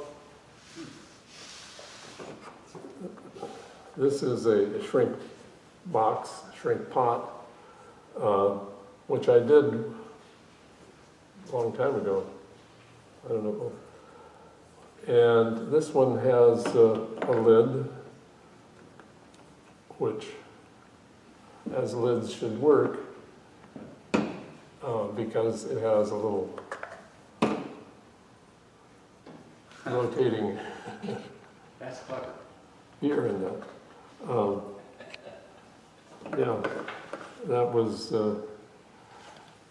it wasn't supposed to have this lid to begin with.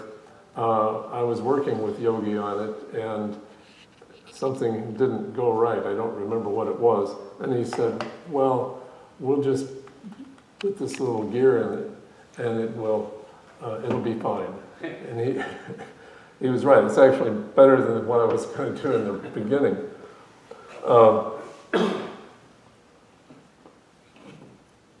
I brought this along generally because you can use Sloyd, which is the term that Yogi uses.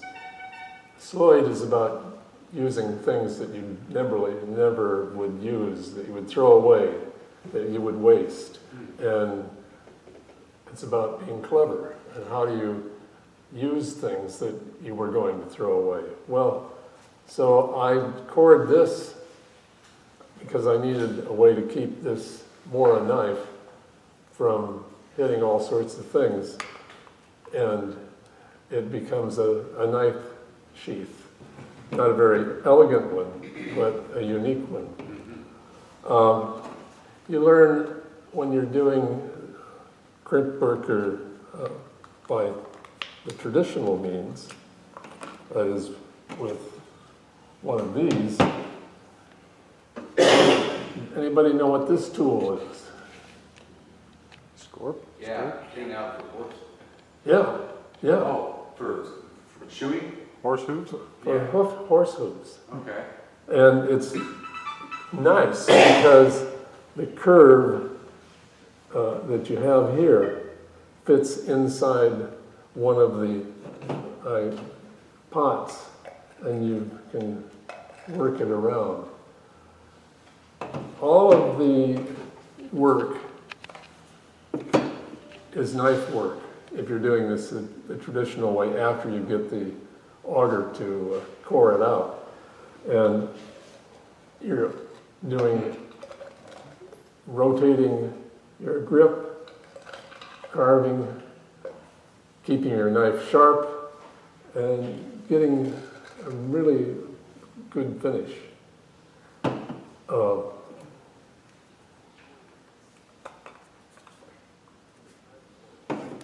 So lots of strange things here. What I'm going to show now, I've often wondered why we have so much trouble getting volunteers. I can tell you why, because I'm sorry that I volunteered to do this. But the resources that we have available to us now allow us to talk about a subject, but not necessarily to have to stand up at the lathe and have something fly off and go wrong while we're there. So we're going to switch right now to a YouTube video. This will keep John over here very busy. And it's one from 2017 that Sam Angelo did. And it is actually on shrink boxes. Well, good morning. Today's project, I'm going to do a shrink box. Now this box is traditionally done by carving. And I'm not going to carve this. I'm going to use the lathe to hollow this out and to form this shrink box, but it's got to be from a piece of wet wood. Now, I got this idea from Roy Underhill in a show that I was watching from his TV series, The Woodwright Shop. This was aired last fall, I believe in October.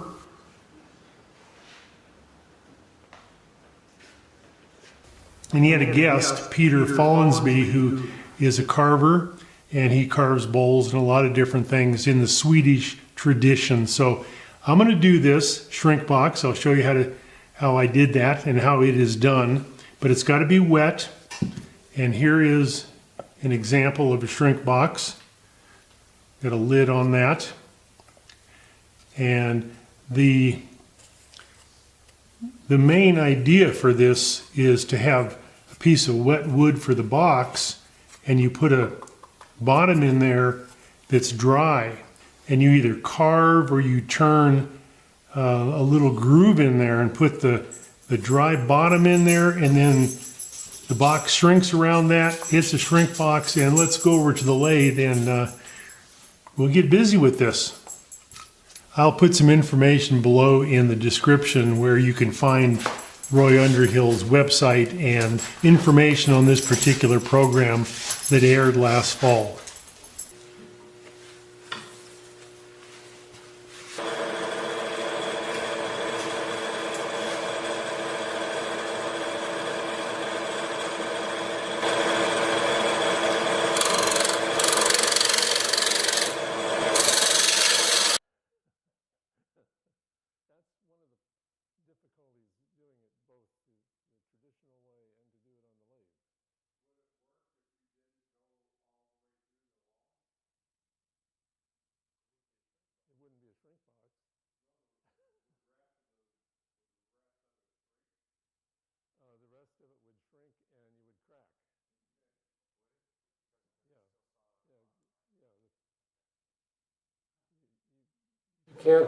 You can't kind of go halfway.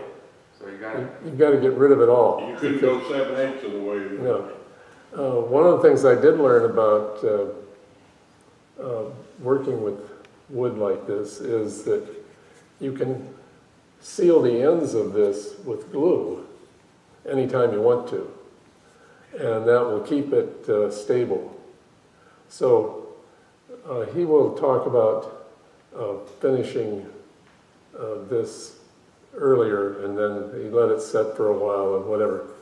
I don't know that he actually put glue on it, but it's just like anything else. You don't want or any other piece of wood, you don't want the water to go unequally from one side out, or from one end out. And so that's kind of the reason, the problem with just augering it in for 3/4 of the way.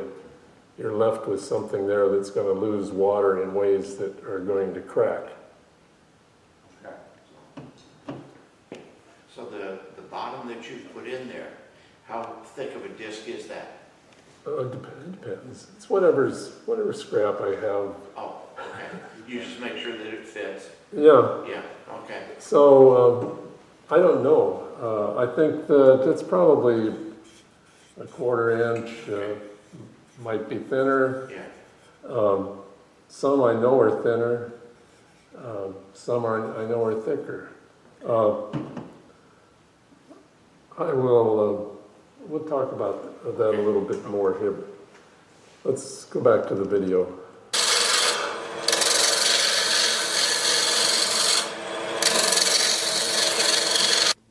So now for a little turning. I'm taking off the bark with a spindle roughing gouge. And this is really turning some very soft wood, and you can see how easy that is. Now after a while, a bit of this wood started to peel off.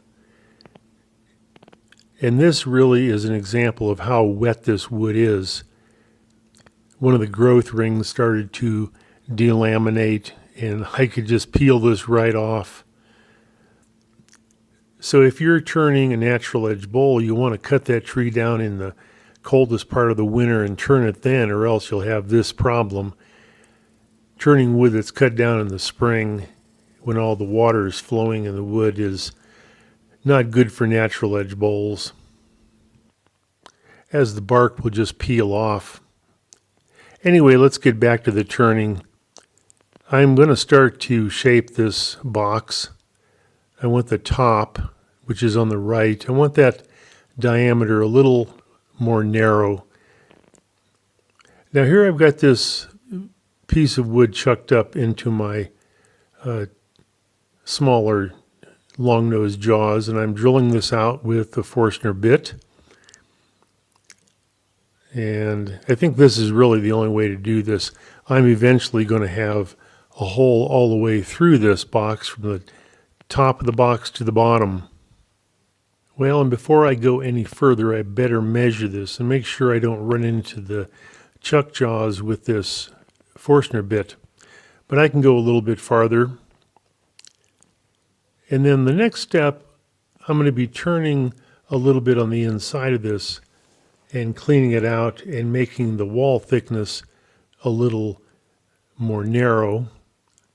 I'm aiming for maybe 1/4 inch on the thickness of this wall. So I'm taking a skew chisel. I find this a pretty good tool to go directly into end grain, as you can see right here. Now as I continue removing wood, I find that the surface I'm leaving is not very good. It's kind of fuzzy with a lot of torn grain and fibers sticking out. I may have to clean this up after the wood is dried a little bit. Now it's actually been 7 or 8 days since I started this box, and I decided to simply put it in my microwave several times and dry it out. And doing this really worked very well. The bottom that I inserted into that groove dried out very nicely, and the bottom doesn't move anymore, so it's shrinking, and it probably will continue to shrink a little bit more. I need to explain at this point, as I do this voiceover right now, this box is completed, so I'm kind of talking about the future a little bit when I refer to the bottom being dried out. And now I am forming that groove in there, and with the long point of my skew chisel, that works pretty good. And that seemed to be the right profile that I was looking for. The bottom fit in there very nicely later on. And I'm clearing this out, but boy, there's a lot of torn grain in there and just some very fuzzy fibers that you can see sticking through there right now. So I'll move on to the next step in my process for turning this shrink box.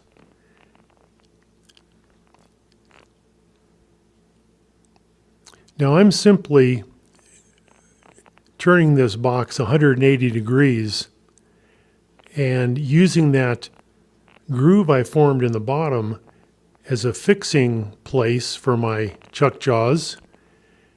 I'm going to drill out probably 1/2 inch or maybe 3/4 of an inch on the very top of the box. I'm just using the same Forstner bit to perform that operation.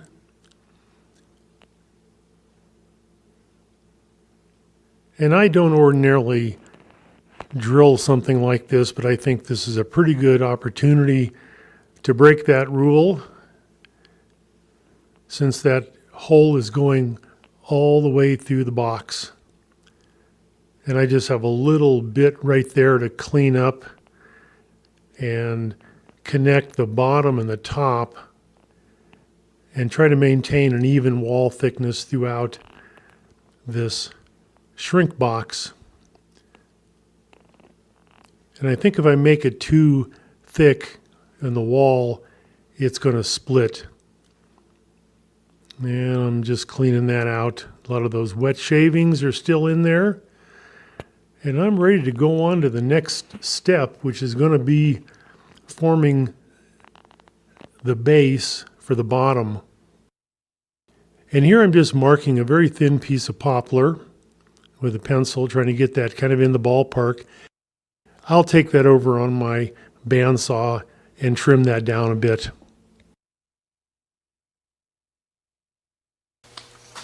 Okay, now the next step is to fit my bottom into the base of my box. I've got my groove cut in there.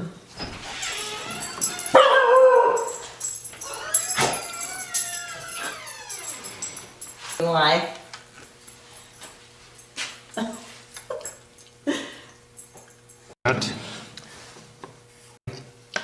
So I've got a little piece of that chucked up, and I've just got that jammed against a waste block here. And I've got a center on that, so I need to make sure I maintain that. And what I need to do with that is, now what I have to do is be able to do a little trimming on that and take it off and put it back on. And I've got the dimension of that marked. So I got the dimension of that marked on my vernier calipers, and I've gone a little bit larger, because it's got to be larger than that. You kind of jam that in there when it's all ready to go.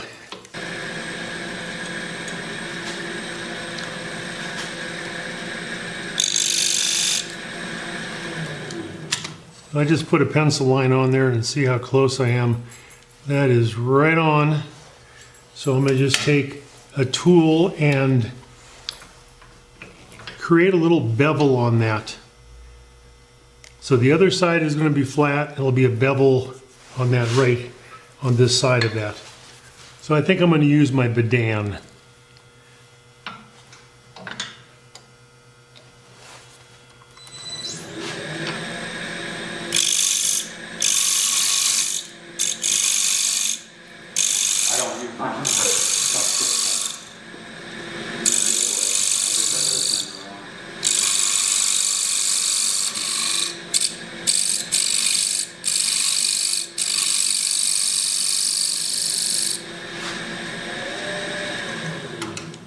I'll check that.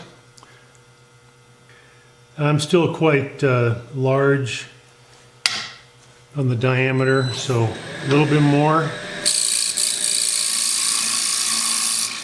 So I'm getting very close, and I'm going to trim this up a little bit more, and then I'll take it off and try it.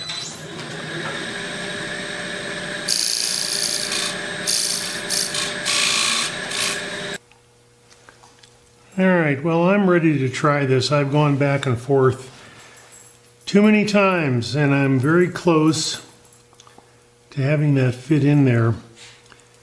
It's got to be a fit that you kind of force in the groove. So I've got that in one side of that.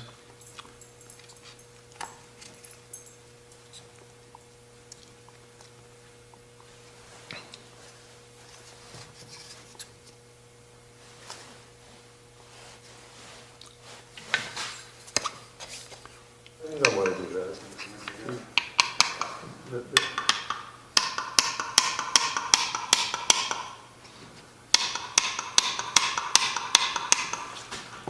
Went a little bit too far there, so I'm going to just tap that in. There we are.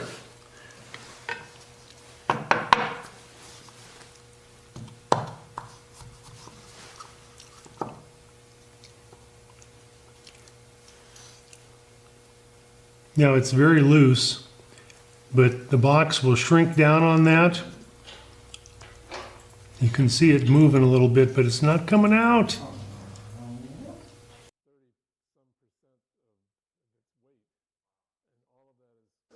Going this way. You probably are more likely, if you make it too big and having it split or crack, than you are of it being too loose. Are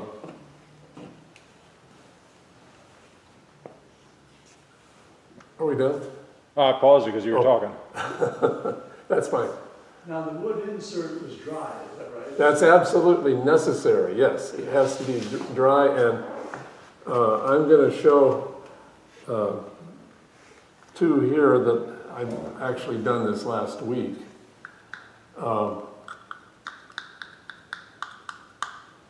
They're pretty tight right now. These are meant to, in the end, stack. There's a guy who's written in fine woodworking about shrink boxes. Okay. And since I let my fine woodworking membership lapse, and I haven't gotten it back up yet, but he does them, and he is doing them as a set of boxes. Yeah. So each one has its own insert in it. So I've done, in this case, I've done two boxes. I really would like to change the dimension of the inside on the boxes as it goes down. It ought to get wider. Yeah.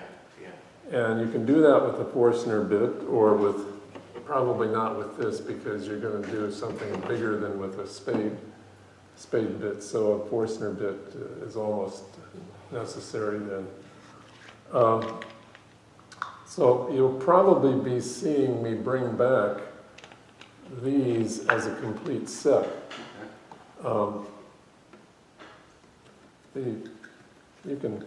You can pass those around and just tap them and see how tight they are. This one I did microwave. Not very long. I microwaved it twice for about 15 seconds. And then my wife said, "What did you put in my microwave? It smells." I said, "It's just wood." If somebody wants a microwave, I've got one. My wife I'll mention that to her. But those were really loose a week ago. In fact, the smaller one was really loose 2 days ago. That water just goes away. And you just use a skew to cut that groove? Well, a little deep and a little wide, 1/8 inch by 1/8 inch or something like that?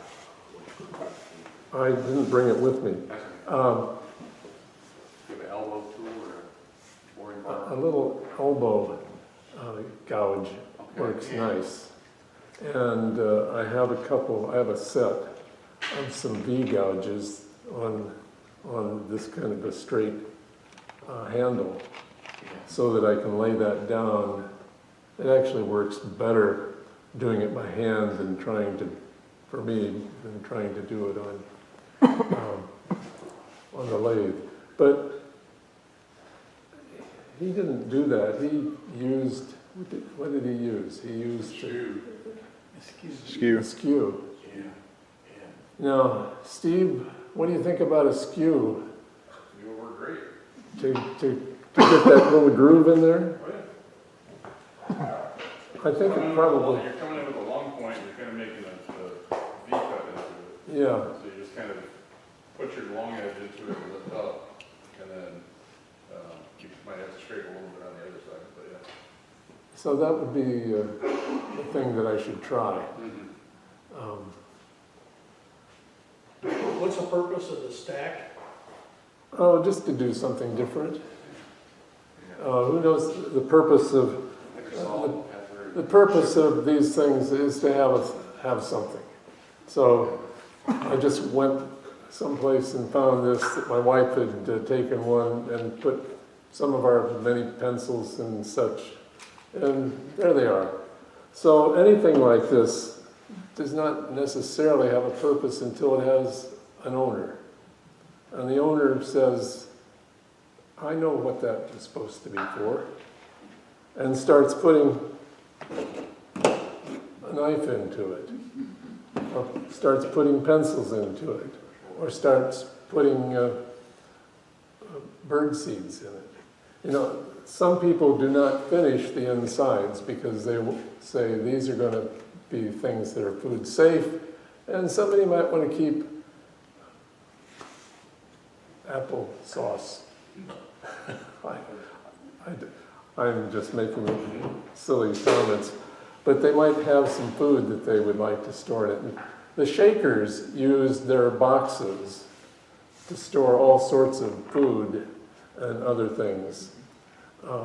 Anything they wanted, they used a Shaker box and just kept it that way.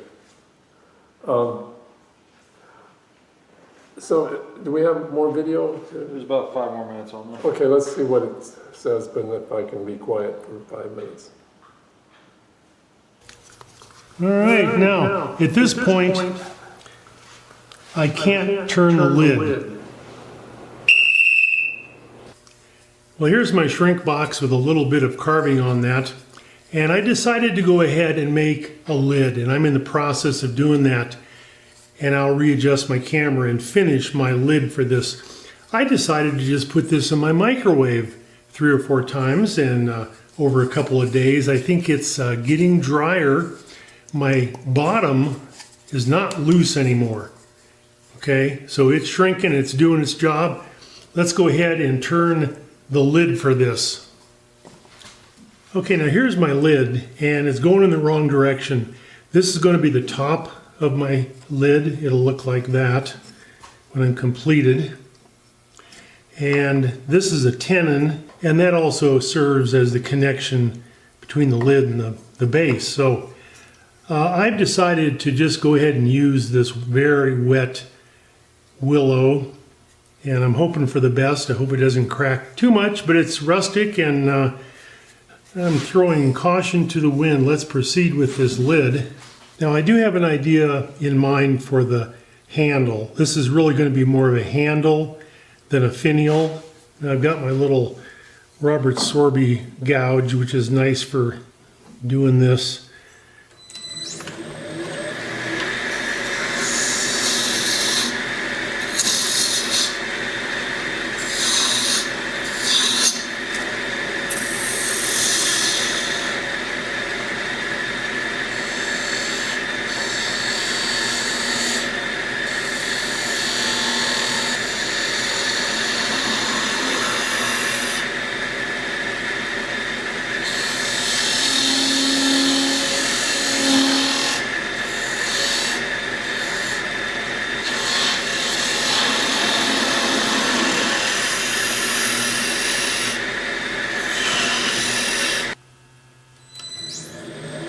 Now I'm going to go ahead and just part this off while I'm here.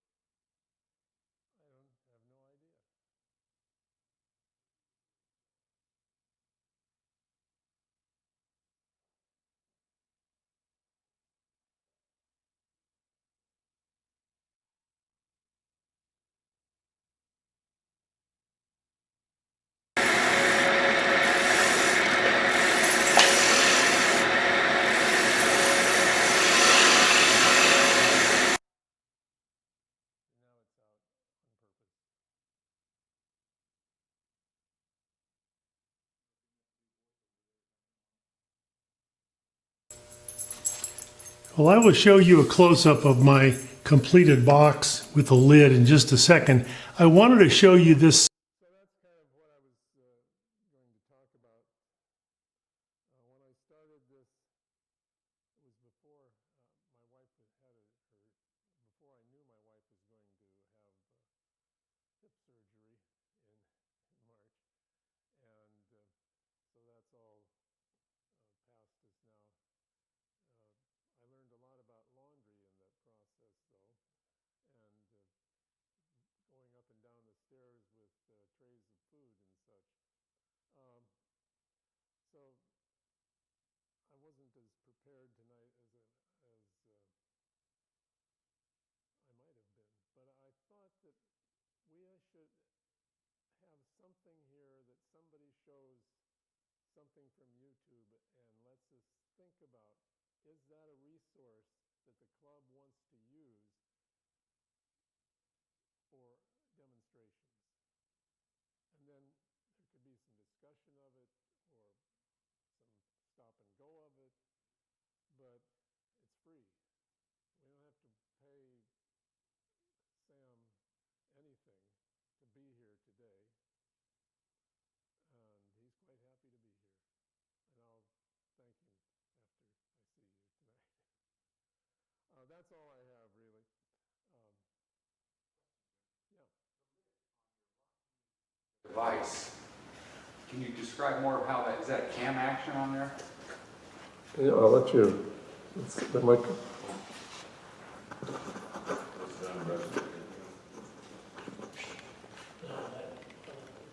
It's a cam. Handmade pegs and. Okay, so this binds it. Yeah. Yeah. You just need to measure so that the width. Oh wow, this thing really got elongated. Elongated. That's the word.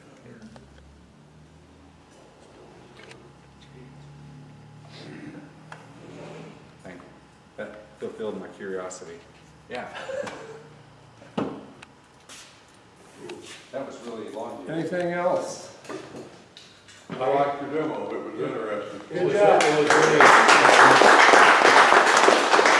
And using a YouTube video, I would say 90+% of us have learned a lot off of YouTube, you know? Yeah, don't learn how to use a skew on there. Yeah. Especially a Sorby one. I assure you, that wakes you up. Just a heads up, they dropped another warning on the blowing dust. So it's going to midnight tonight, so DeWitt, Logan, Macon, McLean, Piatt, Tazewell, and Champaign counties are all under this warning. So be careful driving home. Good job, Jim. Thank you, Jim. Yeah. Thank you, Sam.